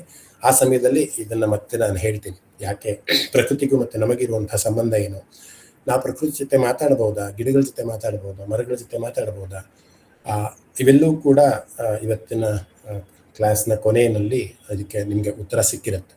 ಸೊ ಈ ಅಧ್ಯಾಯದ ಮುಂದುವರಿದ ಭಾಗದಲ್ಲಿ 4 ಜನರ ಅಥವಾ 4 ಭಕ್ತರ ಒಂದು ಲಿಸ್ಟ್ ಅನ್ನ ಕೊಡ್ತಾ, ಯಾರದು ಅರ್ಥ, ಅರ್ಥಾರ್ಥಿ, ಜಿಜ್ಞಾಸು ಮತ್ತೆ ಜ್ಞಾನಿ, ಈ 4 ಥರದ ಭಕ್ತರನ್ನ ಉದಾಹರಣೆಯಾಗಿ ಕೊಡ್ತಾ, ಜ್ಞಾನಿ ನನಗೆ ಬಹಳ ತುಂಬಾ ಸರ್ವಶ್ರೇಷ್ಠನಾಗ್ತಾನೆ, ಮತ್ತೆ ಅಂತಹ ಜ್ಞಾನಿ ಆಗಬೇಕು ಅಂತ ಅನ್ಕೊಂಡಿರೋನು ಯಾವ ಯಾವ ಭಕ್ತರನ್ನ, ಯಾವ ಯಾವ ದೇವರುಗಳನ್ನ ಪೂಜೆ ಮಾಡಿದ್ರು ಕೂಡ ಆ ದೇವರ ಒಂದು ಅನುಗ್ರಹದಿಂದ, ಅಂದ್ರೆ ಆ ದೇವರು ನನಗೆ ಕಮಾಂಡ್ ಅನ್ನ ಕಳಿಸಿ, ಅಥವಾ ಟೆಕ್ನಿಕಲ್ ಲ್ಯಾಂಗ್ವೇಜ್ ಅಲ್ಲಿ ಹೇಳ್ಬೇಕಂದ್ರೆ ಕಮಾಂಡ್ ಅನ್ನ ಕಳಿಸಿ, ಅಲ್ಲಿಂದ ಆ ಭಕ್ತನಿಗೆ ಯಾವ ರೀತಿಯ ಫಲಗಳು ಬೇಕೋ ಆ ರೀತಿ ಆ ಫಲಗಳು ಸಿಗ್ತಾ ಹೋಗುತ್ತೆ ಅನ್ನುವಂಥದ್ದು ಕೃಷ್ಣ ಹೇಳುವಂತ ಮಾತು. ಅಂದ್ರೆ ಆ ಒಂದು ಸೈನ್ಸ್ ಅನ್ನ ಹೇಳುವಂತ ಮಾತು.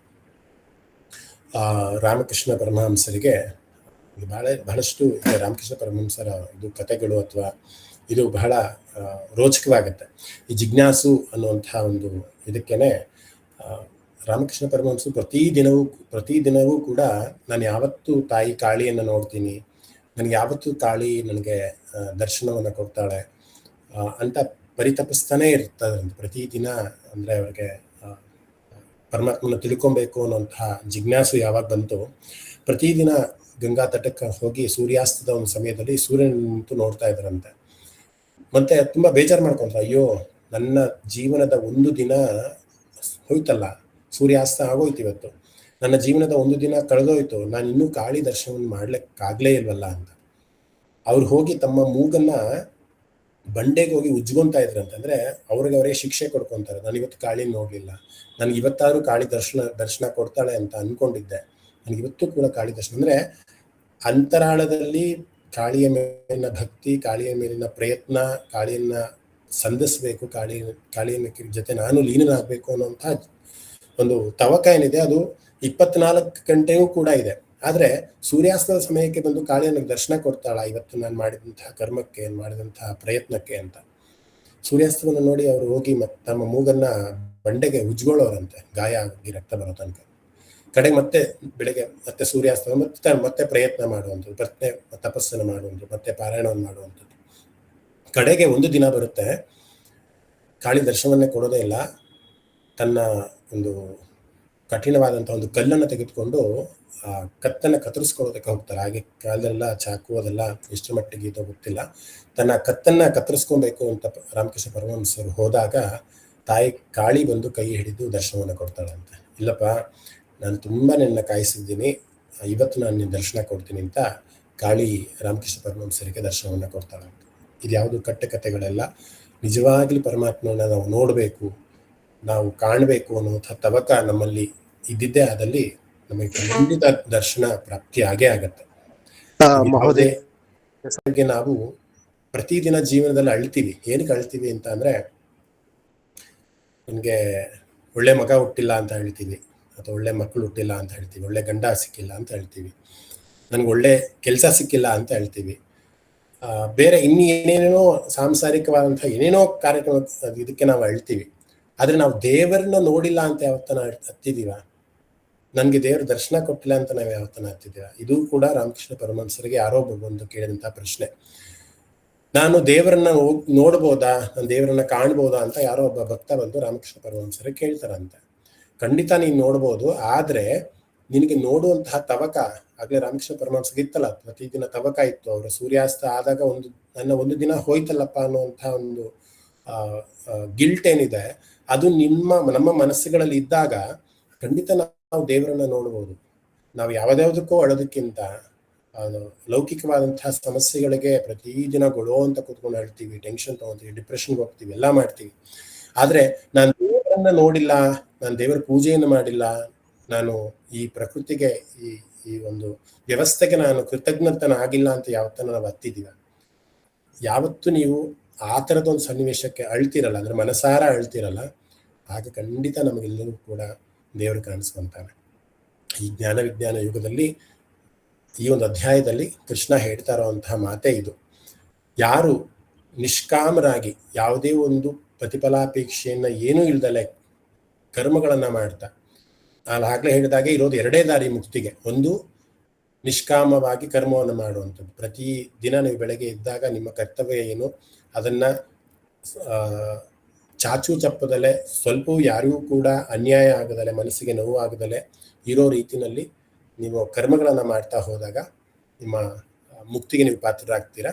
ಇನ್ನೊಂದು, ಪರಮಾತ್ಮ ಯಾರು ಅಂತ ಕಾಣುವಂತಹ ಒಂದು ಇದರಲ್ಲಿ ಅಧ್ಯಯನವನ್ನು ಮಾಡೋದು, ಶಾಸ್ತ್ರಾಧ್ಯಯನವನ್ನು ಮಾಡೋದು, ಪೂಜೆ ಪುನಸ್ಕಾರಗಳನ್ನು ಮಾಡುವಂಥದ್ದು, ಪರಮಾತ್ಮನಿಗೆ ಇಷ್ಟ ಆಗುವಂತಹ ಒಂದು ಕೆಲಸಗಳನ್ನ ನೀವು ಮಾಡಿದಾಗ ನೀವು ಮುಕ್ತಿಯನ್ನು ಪಡಿತಾ ಹೋಗ್ತೀರಾ ಅಂತ.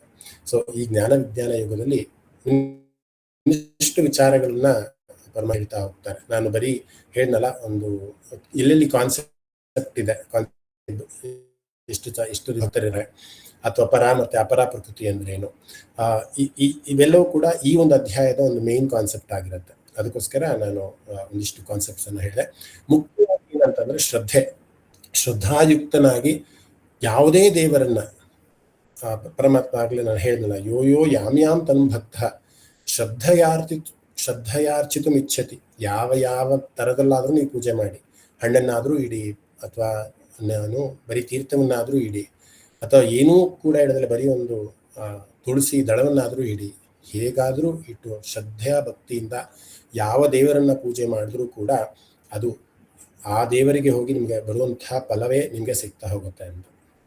ಇನ್ನು ಮುಂದಿನ ಒಂದಿಷ್ಟು ಶ್ಲೋಕದಲ್ಲಿ ಕೃಷ್ಣ ಹೇಳ್ತಾ ಹೋಗ್ತಾನೆ, ಯಾರಿಗೆ ಈ ಜ್ಞಾನ ಅಥವಾ ವಿಜ್ಞಾನ ಅಂತ ಇಷ್ಟು ಹೊತ್ತು ನೀವೇನು ಕೇಳಿದ್ರೆ 4:00 5:30 ಒಂದು ಗಂಟೆಗಳ ಕಾಲ ನಾವು ಈ ವಿಜ್ಞಾನವನ್ನ ಸ್ವಲ್ಪ ಅರ್ಥೈಸ್ಕೊಂಡಿದ್ವಿ.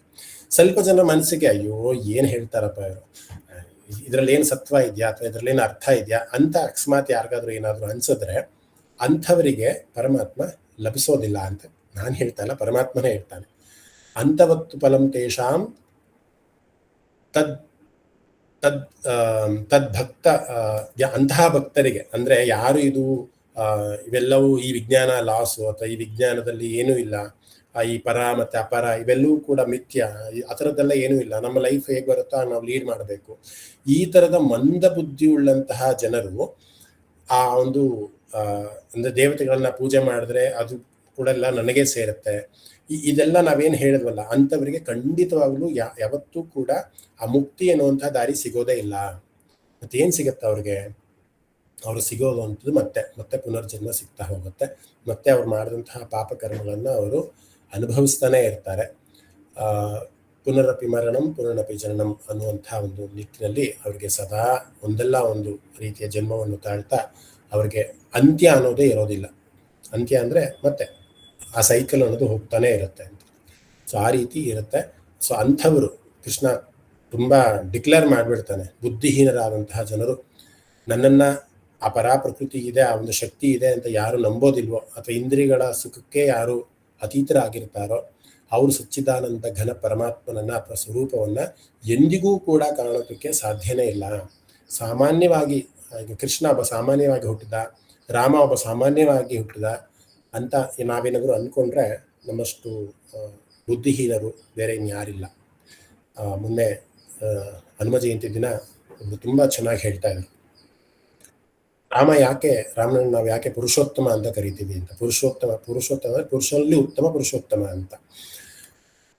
ಸಾಮಾನ್ಯವಾಗಿ ನಾವು ಲೌಕಿಕದಲ್ಲಿ ಜೀವನವನ್ನು ಮಾಡ್ಬೇಕಂದ್ರೆ ಪ್ರಶ್ನೆಗಳನ್ನ ಮಾಡ್ತೀವಿ. ಈಗ ರಾಮ ಸೀತೆಯನ್ನ ಯಾವತ್ತೂ ಪ್ರಶ್ನೆ ಮಾಡಲಿಲ್ಲ, ಯಾಕೆ ನಿನ್ಗೆ ಜಿಂಕೆ ನೋಡಿ ತುಂಬಾ ಇಷ್ಟ ಆಯ್ತು, ಜಿಂಕೆಯನ್ನು ಯಾಕೆ ನೀನು ಮೋಹಿಸಿದೆ, ಅದರಿಂದನೇ ಇಷ್ಟೆಲ್ಲ ಕಷ್ಟ ಬಂತು ಅಂತ. ಲಕ್ಷ್ಮಣನಿಗೆ ಯಾವತ್ತೂ ಪ್ರಶ್ನೆ ಮಾಡಲಿಲ್ಲ ರಾಮ, ನೀನ್ ಯಾಕೆ ಸೀತೆಯನ್ನ ಬಿಟ್ಟು ಬಂದೆ, ಅಥವಾ ಲಕ್ಷ್ಮಣ ರೇಖೆಯನ್ನ ಯಾಕೆ ಹಾಕಿ ಬಂದೆ, ಅತ್ತಿಗೆ ಒಂದು ಯೋಗಕ್ಷೇಮವನ್ನ ನೀನು ಯಾಕೆ ನೋಡ್ಕೊಂಡು ಅಂತ ಯಾವತ್ತೂ ಪ್ರಶ್ನೆ ಮಾಡಲಿಲ್ಲ.